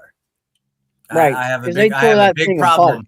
I have a big problem with that. That's a huge problem for me. And I want to add two more things. So I'm seeing the chat kind of countering me a little bit, and that's fine about the he's not being treated by a king. I'll say one thing about that real quick is everything we're hearing is just that. We're hearing people report on what's happening on the inside. I don't know that I believe that Kohberger freaked out about his bananas or Kohberger freaked out about something like these are the kind of things that get told to people outside the thing to make you believe a certain thing going on. I don't know what his experience is really like, and I don't think any of us probably does. I will say this, though, about, again, if there were other perpetrators involved in the crime, and if those people have already proven they're willing to slaughter brutally people, you don't think somebody could have told Kohberger, this is going to happen to your family? Like, they've already proven they're willing to do that kind of shit. So again, if he knows there's other perpetrators out there who are willing to slaughter people brutally, and they're like, that's going to be your family next, your sister, your mom, your dad, that's coming for your family if you don't fucking take the plea deal. That's a possibility too. Yeah. And just to be clear for the people in the chat, that's not what I think happened. What I was doing is steel manning the official narrative and trying to find a way in which he was somehow involved and why he might take a plea deal. That's not my top theory. Right. So, yeah. And I want to clarify that. I kind of went off the rails on your theory. What I'm saying is if he was involved in the sense, like we said, where he was asked how to do a cleanup or brought in for cleanup or whatever. So he knows. And so that's where I kind of went off the rails, because if he knows that he was involved with the killers, but not himself the killer, then that would put him in a situation where it's dangerous for him to rat on the killers because they're still free. Right. So, yep. And it's funny because so many people tell me, well, if I were me and I knew it was somebody else, I'd be telling on it all day long. Would you, though? Yeah. What if your life and your family's life's in danger for you to do that? Maybe you just exactly. It's easy to say that when you're not, in the line of fire. And Patty, to your comment, it may be that in that little scenario, that hypothesis that I gave, he wasn't in the house, but maybe he had interactions with the people who were in the house, and there was some connection, and so that's how he got framed up because of that. And that's so I don't think that he was in the house personally, but that's just my philosophizing about it a little bit. Right. And I, I've said it too many times, but I'll say it one more time. If Brian Kohberger's DNA was in the house, I don't know how you get Bill Thompson to say on the stand, we can't place Brian Kohberger in the house. He literally told Right. you, I Right. can't It's place Brian bullshit. Koberger in the house, but you're going to tell us that his DNA was in the house, but then you tell us you can't place him in the house. I would say that if you've got his DNA in the house, you can place Brian Koberger in the house because his DNA is there. Yeah. But maybe you never intended to show anybody that his DNA was in the house because you knew you couldn't present that to a jury. It was bullshit. So same thing they say about his phone. You know, they very crafty, very very eloquently with wording, played on words in the PCA. We covered it multiple times here. You know, you read the paragraph with the expert. I think it's, I don't know, somewhere in the middle or towards the end there. They don't specifically say. They don't say BK turned his phone off. We have proof that he turned his phone off. It doesn't say that. It's all they say is that their expert or whatever that they have from the FBI believes in this kind of circumstance, the fact that his phone goes off at 2:00 would likely be behavior of someone turning their phone off and turning back on. But I can't stress enough, JJ and Lee were boots on the ground. They were there. They went to that area of Wawa, whatever park, that whole area over there. And they couldn't even call in to the show. They lost cell phone connection multiple times. So they're saying, oh, he turned his phone off. And of course, mainstream media runs with the narrative the same way as they say that he cleaned his car with bleach. Oh, BK, he turned his phone off. Yeah, BK, he's so smart about he's going for a PhD in criminology and all this stuff. But the idiot turns his phone off. Like, I mean, he's like, think. I mean, I know people do these things and you're like, oh, well, someone makes a mistake. Maybe he just made a mistake. It's not a mistake. His phone. No. His phone never was shut off. All right. And I still would like to see, again, we've mentioned it. There's supposedly some kind of photo or something that he took of, we haven't seen it. Something about the meteor shower or the sky or whatever. And the Cellbrite FBI husband and wife couple there that have come on and they've been on a bunch of different podcasts and doing their speeches say like, oh, the photo doesn't mean anything because it could be doctored. And if he turned his phone off, how exactly. And that their whole logic, I use the logic against them. Exactly. If your phone is turned off, how can you take a photo? You can't. If your phone has no power, you can't take a photo, right? Well, right. What if his photo just disconnected? So it appears that his phone was turned off. So he did disconnect from the tower, but you would still be able to take a photo. Exactly. And when did he have time to doctor the photo? I mean, exactly. Yeah. I mean, did he automatically sit there and think, oh, I took this picture. Shit. Now I got to doctor it all up. And and they pissed me off too. And then all of a sudden they're like experts at behavior. Like these guys they're supposed to be experts at cell phone data, not at behavior. So they're giving all kinds of analysis. Oh my God, look, he took photos of himself. He took his shirt off and he's giving a thumbs up and whatever.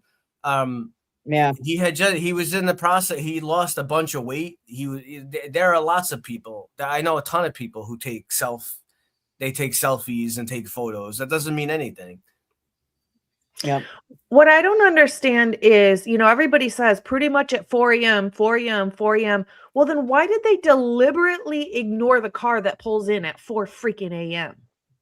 Right. They ignore that car. They ignore the third car that pulls in, but they decide to go after just the middle car that pulled. Like, it doesn't make any sense.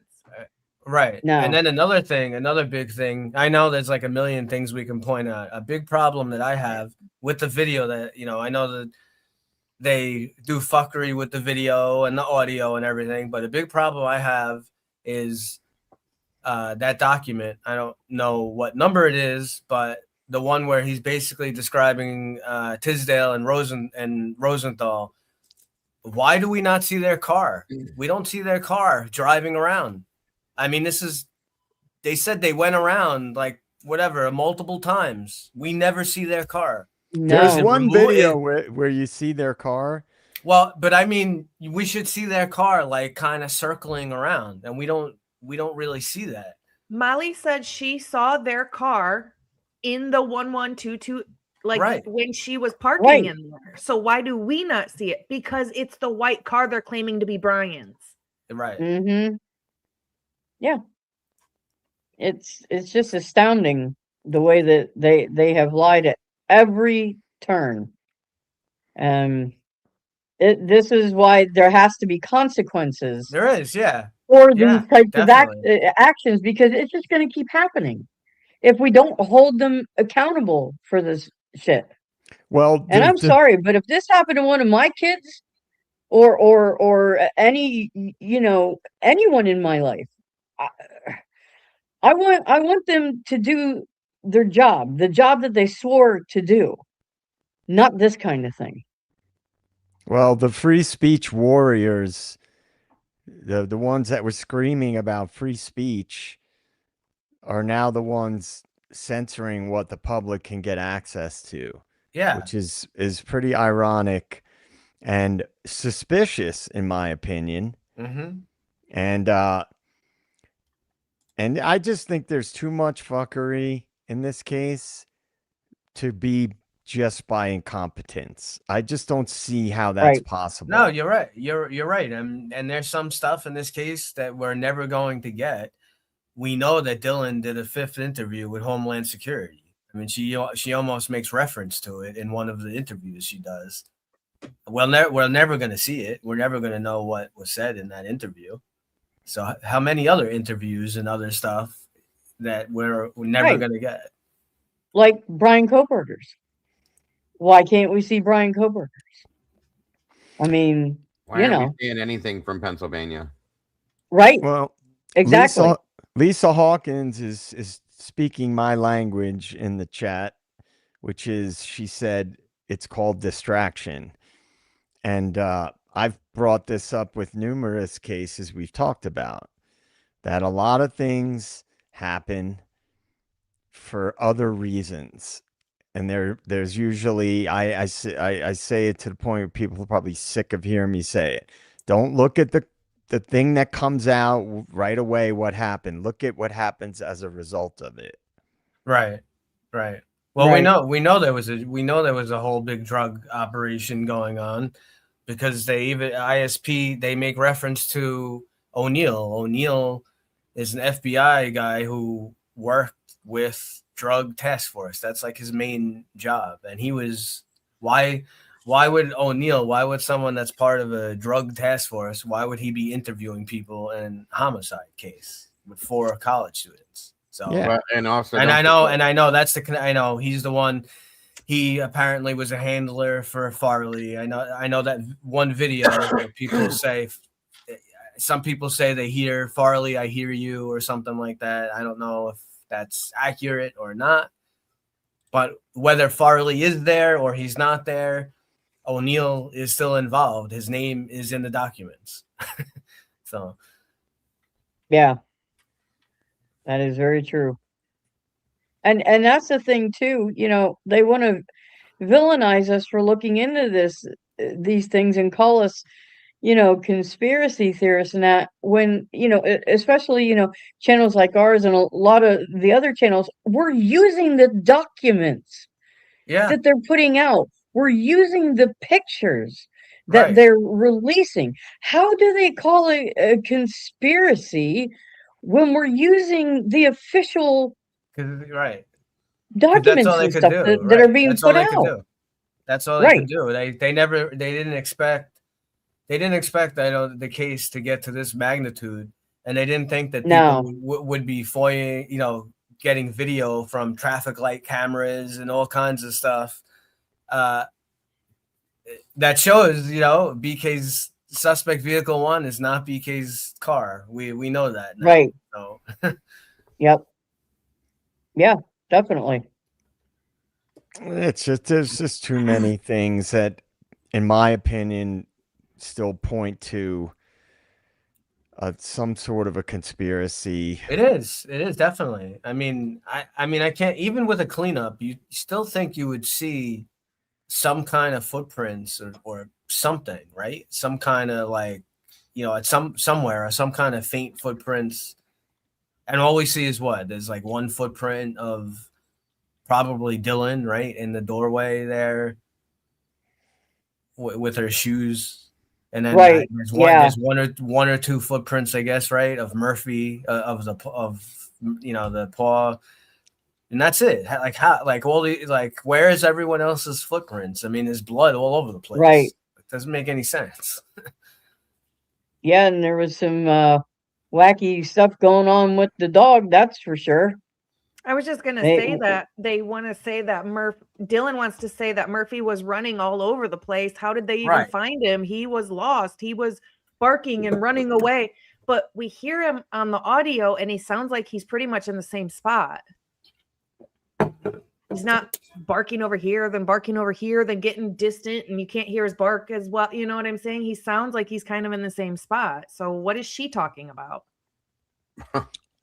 I mean, the framing angle is in play for me.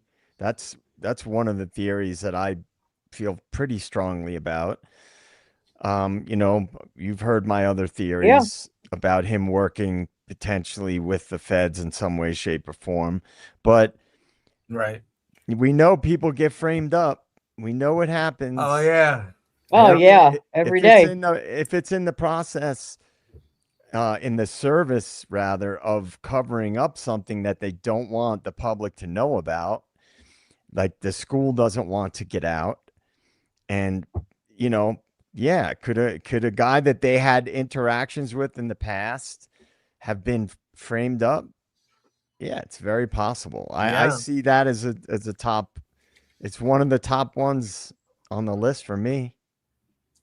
Yeah, I mean, when you go through some of those cases in Framed, when you read those chapters, some of those cases, they even after they have evidence that comes out that proves that the person is not guilty or couldn't have done it, that some of them are still screwed. They still can't, some of them still don't get out, right? There's one case in Pennsylvania, right? That woman who was like killed in the house, I think, and they thought it was like a bunch of military guys, I think, or something, and they had a bunch of evidence that proved that they weren't involved, and they're still trying to like appeal or whatever. I think it's from Pennsylvania.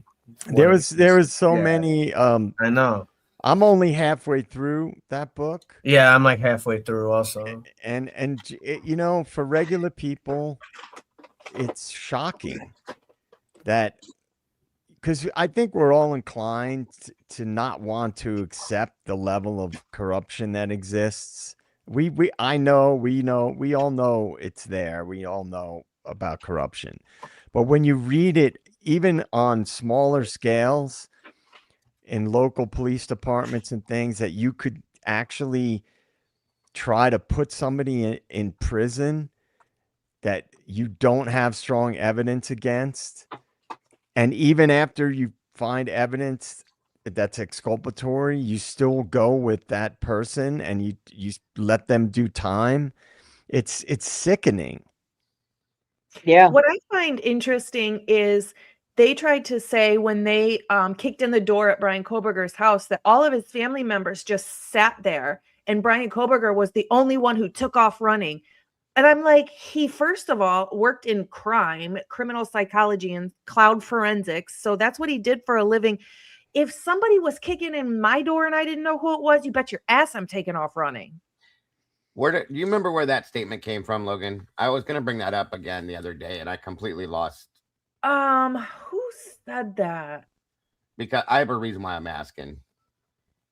I don't remember exactly who said. I just heard it the other day too. Again, I know it was either Steve or somebody that was doing. It might have been Steve. Okay. It might have been Steve. Reason why I'm saying this is because I don't think it happened. I don't think that ever happened. I think that was just one more little piece of propaganda Probably. to make it look like Yeah. like he Yep.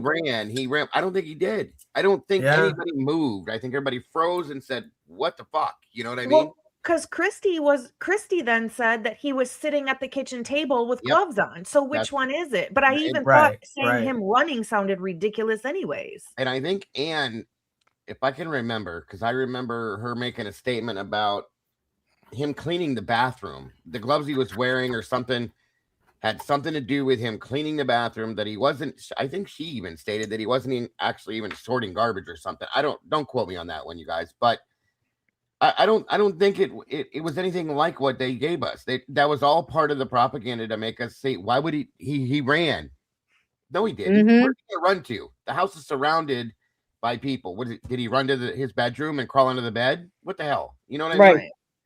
I mean, I think these things are just more bullshit. Like Steve making the statement that they had Brian Koberger on video while going in and out of the house.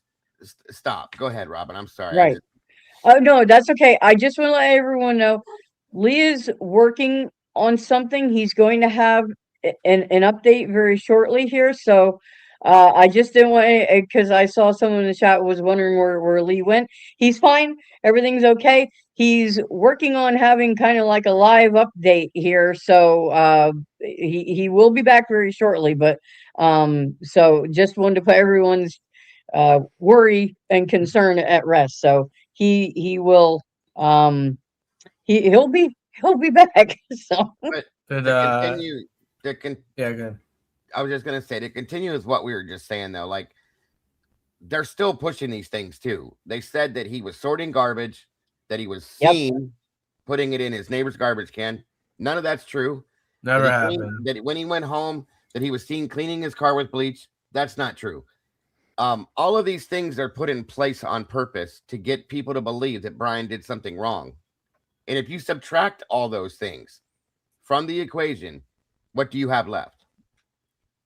Nothing. There's nothing that proves or shows even remote guilt to this guy. He didn't run. He didn't put garbage in the neighbor's garbage can. He didn't clean his car with bleach. And all these other, there was no connection, even though the two lead detectives said, we really wish there would have been, which is a weird comment to make, but okay. The thumbs up photograph was talked about, and Gilbertson said there's like hundreds of those photographs that he's done like that in the past. So that has no bearing on anything. Every bit of this stuff, all of this stuff was put in place on purpose so that people would see Brian Koberger as a specific type person. And again, like I said, if you subtract all of those things and then some from the equation, there's nothing there. Yeah. Yeah. What you gotta look at is more of, like what JJ always says, the bigger picture. You got to look at, and this has to do with the psychology and stuff, the pattern of behavior. And this is how they solve, how you're supposed to solve crime and how you figure things out. So one of the big things to me, and I said early on, it's not about his phone going off at, he supposedly turned his phone off at 2 a.m. I want to see his phone records from the last 6 months, because as far as I know, he's into driving, right? And this wasn't the first time he went to Wawa, however you say it, the park. So park. Is there other times in previous months and weeks where he went driving that shows that his phone went off? It should show that. Right. But they don't want to show us that. They don't want, you have Ashley Jennings lying and saying there's no that. So if you look at the document, they got 3,800 timing advance records from everyone, but apparently they weren't able to get Brian Koberger's timing advance records. It's like bullshit. Yeah. And Bill said himself that they don't know that Brian turned his phone off after they pushed that for 2.5 years. Yeah. Almost 3 years saying he turned his phone off. He comes out at the end and says, well, we don't know that he turned it off, but it seems that way. That's not, you can't give an answer as a prosecutor to the world and say something like that and think that it's okay at that point. It's not. Well, think about this. I would be furious if I was any one of these families. Like absolutely furious at all the inconsistencies and the lies because, my child is not getting justice. Right. And like I said earlier, when I had the show with the custody queens and Ron, we talked about this, and I said from the moment that they kicked in his windows and his doors and put him in handcuffs and flew him back to Idaho, all that bullshit, it was all propaganda from day one. And I feel now at this point now, guys, I'm very comfortable thinking and feeling this. This was never going to go to trial, as I've said before. I think that they planned on prosecuting him via trial by media, okay, which is exactly what they did by running the propaganda bullshit, by using all of the Datelines and Nightlines and 2020s and 60 Minutes and all those other bullshit shows to show nothing but negative Brian Koberger, period. Just negative. There's nothing positive. They made sure they hacked all that out, and we proved that. Willie from Truth Nation Uncensored has had multiple interviews with people now saying that when they talk to media, that the media cut out anything positive they said. The interviews that we have one interview with somebody that knew Brian Koberger, and it's all negative with what you can understand of it because the guy barely speaks English. Okay. It's all negative and weird, the whole thing, but that's the only one we've gotten. There's nobody else that they could have talked to that Brian worked with or knew. It's all done on purpose. Yep. Trial by media. He was convicted in the media, and he was convicted in the public opinion. And they knew that, and that was it. They were done. They tried to say that he was an incel and that he has this like deep hatred for women and all this stuff, that he wasn't into dating or anything like that, and it's not true. No, he has. Go ahead, Robin. I was just going to say, which Howard Bloom knows, because he talked to the woman who supposedly was his girlfriend. So you don't have a girlfriend or even a potential love interest if you're an incel and someone who returns those feelings. Right. I mean, and Howard Bloom knew that, and he didn't put that in his first book.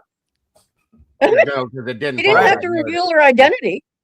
Yeah, but he knows her. He knows her. And this other guy that knows him from years ago, whatever his name is, and I know there's like one or two guys that have said that they used to hang out with him or they were into the drugs or whatever.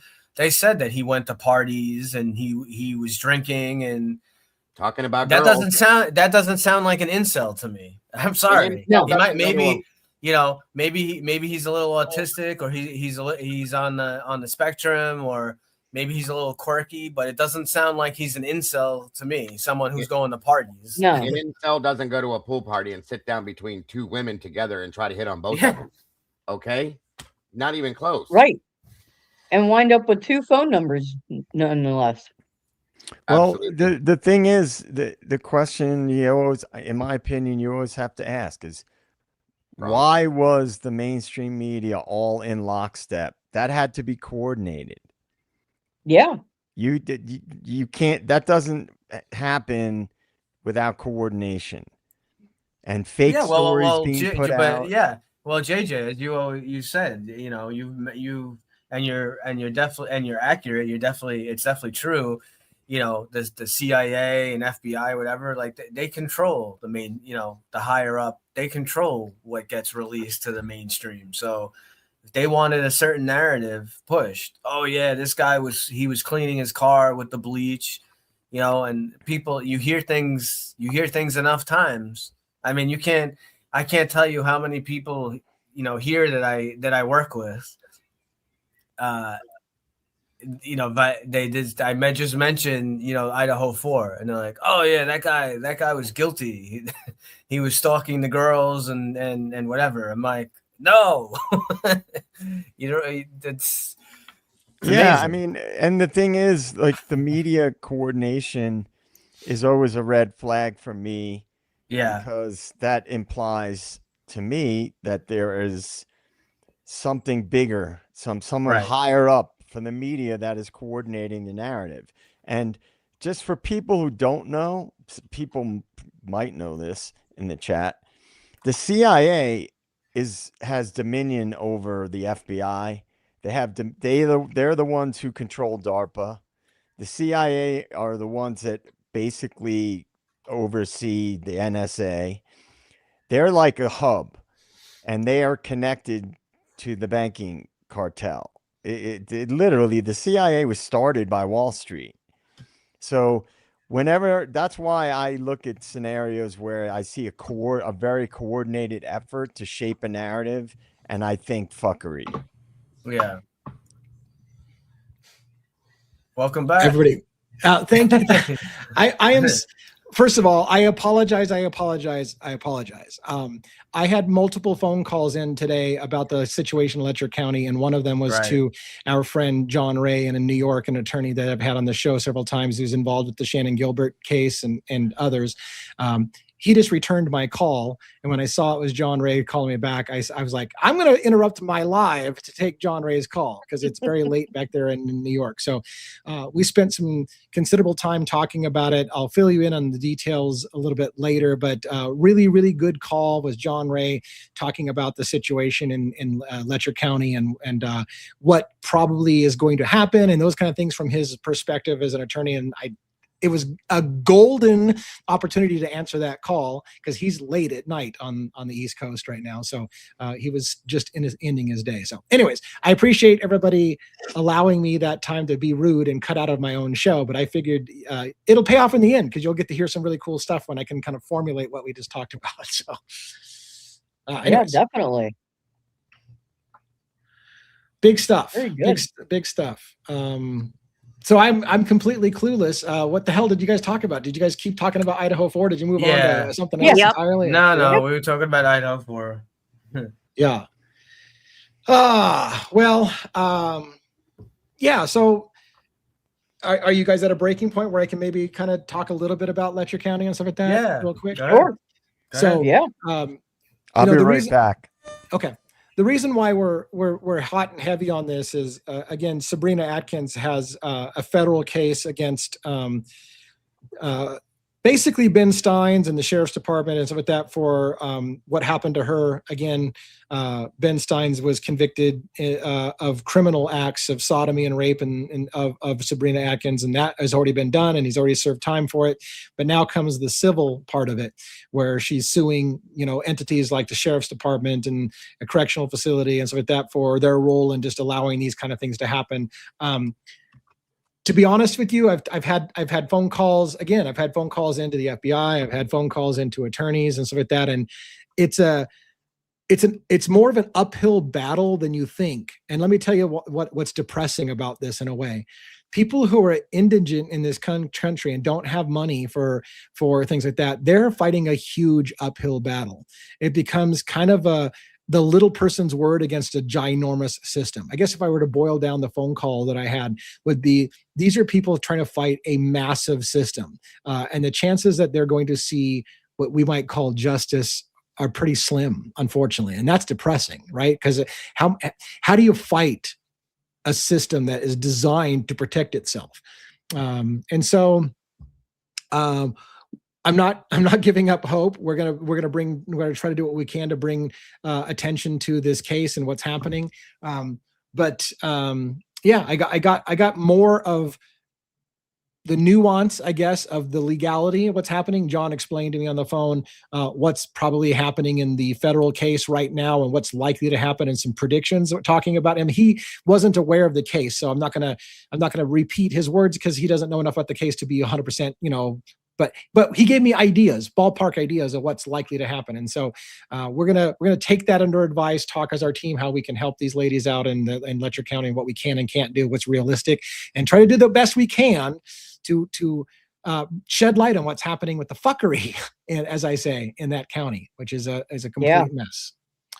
So kudos one more time. I don't know that John Ray will catch this live or rewatch it on replay. The guy's busy all the time. He's like it, but I guess from me to John Ray and his team, how amazing is it that we are blessed with being able to get a phone call from John Ray in the middle of our show and talk law, free. And it was great. John is a super nice guy. He's a super nice guy. He is. And he believes in the mission. In fact, he may not appreciate me saying this, but I don't think he would have a problem. He said, "Look, I'd like nothing better to get on a plane and fly to Kentucky and go fight this case, but he needs another pro bono case like a fucking hole in the head. He's up to his ass in pro bono cases. He doesn't need another one." So there was a part of him that was intrigued, like, "Wow, I'd like to go there and take that on myself," but he's busy. So, yeah, it would be right up his alley too, something like that. It would be an area that he knows a lot about. Yeah, he's right in the middle of right in the middle of some Epstein crap. So yeah. And he's taking on another client. I won't. In fact, I don't know exactly who it is. He just told me he just met with somebody else taking another client that's going to be involved, preferably with the Long Island serial killer case. So there's another case he's taking on in addition to Shannon Gilbert's. So big stuff still coming, and we're watching John Ray's fight for Shannon Gilbert's truth in that story as well. So yeah, good stuff coming down the road if you like watching true crime, which I think you do because you're here. Yeah, I don't know. It's all right. Okay. Can't say that I would. Can't say I'm surprised that there's another client for Long Island serial killer. No, I think we're going to find a lot of those coming out of the woodwork. Yeah. All right. Shall we do close, or do we need to address anything else? No, I don't know of I'm anything not else. talking about the clothes on your body. I'm talking about closing the show. All right, let's go around the horn. Let's go Robin 1-1, JJ Dago, and we'll give Logan the final piece before I say goodnight. So how about that? Robin, what do you got? Well, once again, thank you to everyone for coming out tonight. And if you're not here live and you're watching on the replay, we appreciate you just as much. Thank you to all of the mods in all three of the chats. Thank you to everything that you guys do for all of us. We are blessed to have incredible teams that support us each and every day. And, we have to keep pressing forward. We can't let off the gas. And it's too important to be fighting for our rights and also to be supporting and uplifting the people who are being oppressed by the people in power who are supposed to be the ones protecting them. And it really is falling to the rest of us to help protect one another. So, but thank you again to everyone for coming out, and I hope everyone has a wonderful night. Perfect. Well said. Thank you very, very much. And 1-1, what do you have for close? Thanks to everyone, the great people who are part of all of our communities, the Turtles, the Meatballs, the Denizens, a great panel. As always, our amazing mods, Amanda, Penny, whoever else, Big Boss, Rhonda in the back. You don't go on. But, we love all of you, and we appreciate, your enthusiasm, and thanks to the guests that came up, and we love you guys coming on the panel, asking us questions. That comment earlier, you don't need to be afraid. We're not gonna bite your head off. As long as you come on and you're respectful, we give you the same respect back. So we like to have a debate and a dialogue. So that's how we get to the truth. We put our ideas together and come, fight the good fight. I couldn't believe some of the stuff that I heard earlier on the fence rest. Had some of the women that came forward. It was about like a 4.5 hour, 5 hour show. But maybe, you guys get a chance, put some of it on if you can't hear all of it. And it's just amazing what has gone on with some of these women. It just really baffles your mind. And here in 2026, some of this really like archaic, just all like crazy stuff that's like going on, and it makes you really think, sit back and think like how could this be going on in today's day and age? But it is.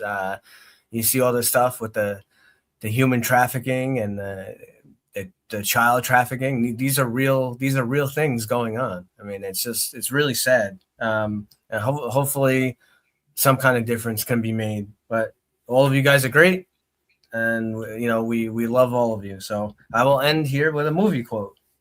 Oh yeah. Here we go.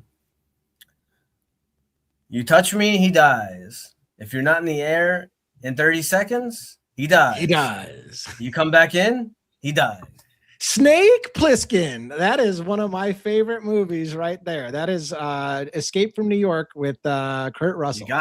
You got it. I love that movie. Oh my God, what a throwback. I got a prize. I was muted. You were muted. You probably were I all was over. muted. I said it right at the same time you said it. Well, there you go. You need like a handicap. You need like a 10. Yeah, you get them. You get them all. I am a fucking handicap. All right, JJ, what do you got? Thank you, advocates, denizens, meatballs, the great mods. I think we'll have a lot of things to talk about in the future, because I believe there will be a lot of high profile, quote unquote, true crime events that are going to be happening in the future. You got to keep the peasants distracted. So I think we can have that to look forward to distract us from all the fuckery. So on that cheery note, thank you everybody for hanging out as always. And I'll be back Thursday. So I won't be here tomorrow. Thanks for bringing us down with the we're going to have more fuckery in our future. But yeah, I think you're absolutely right. It's par for the course. And so, yeah, I'm looking forward. I guess I'm looking forward to it. I guess that's what we do. All right, Diego, what do you got? Thank you guys all so very much for joining us tonight. And thank you to all of the amazing moderators, all of you, and within this giant, amazing community. I appreciate each and every one of you so very much, as always. It's always a great conversation. Never fails. I always look forward to the next one. So thank you all for that. Guys, don't forget to love yourselves and love each other. Don't change anything. As I always say, you guys are the beautiful people. And thank you all again for having me here. God bless and good night. Of course. Yeah.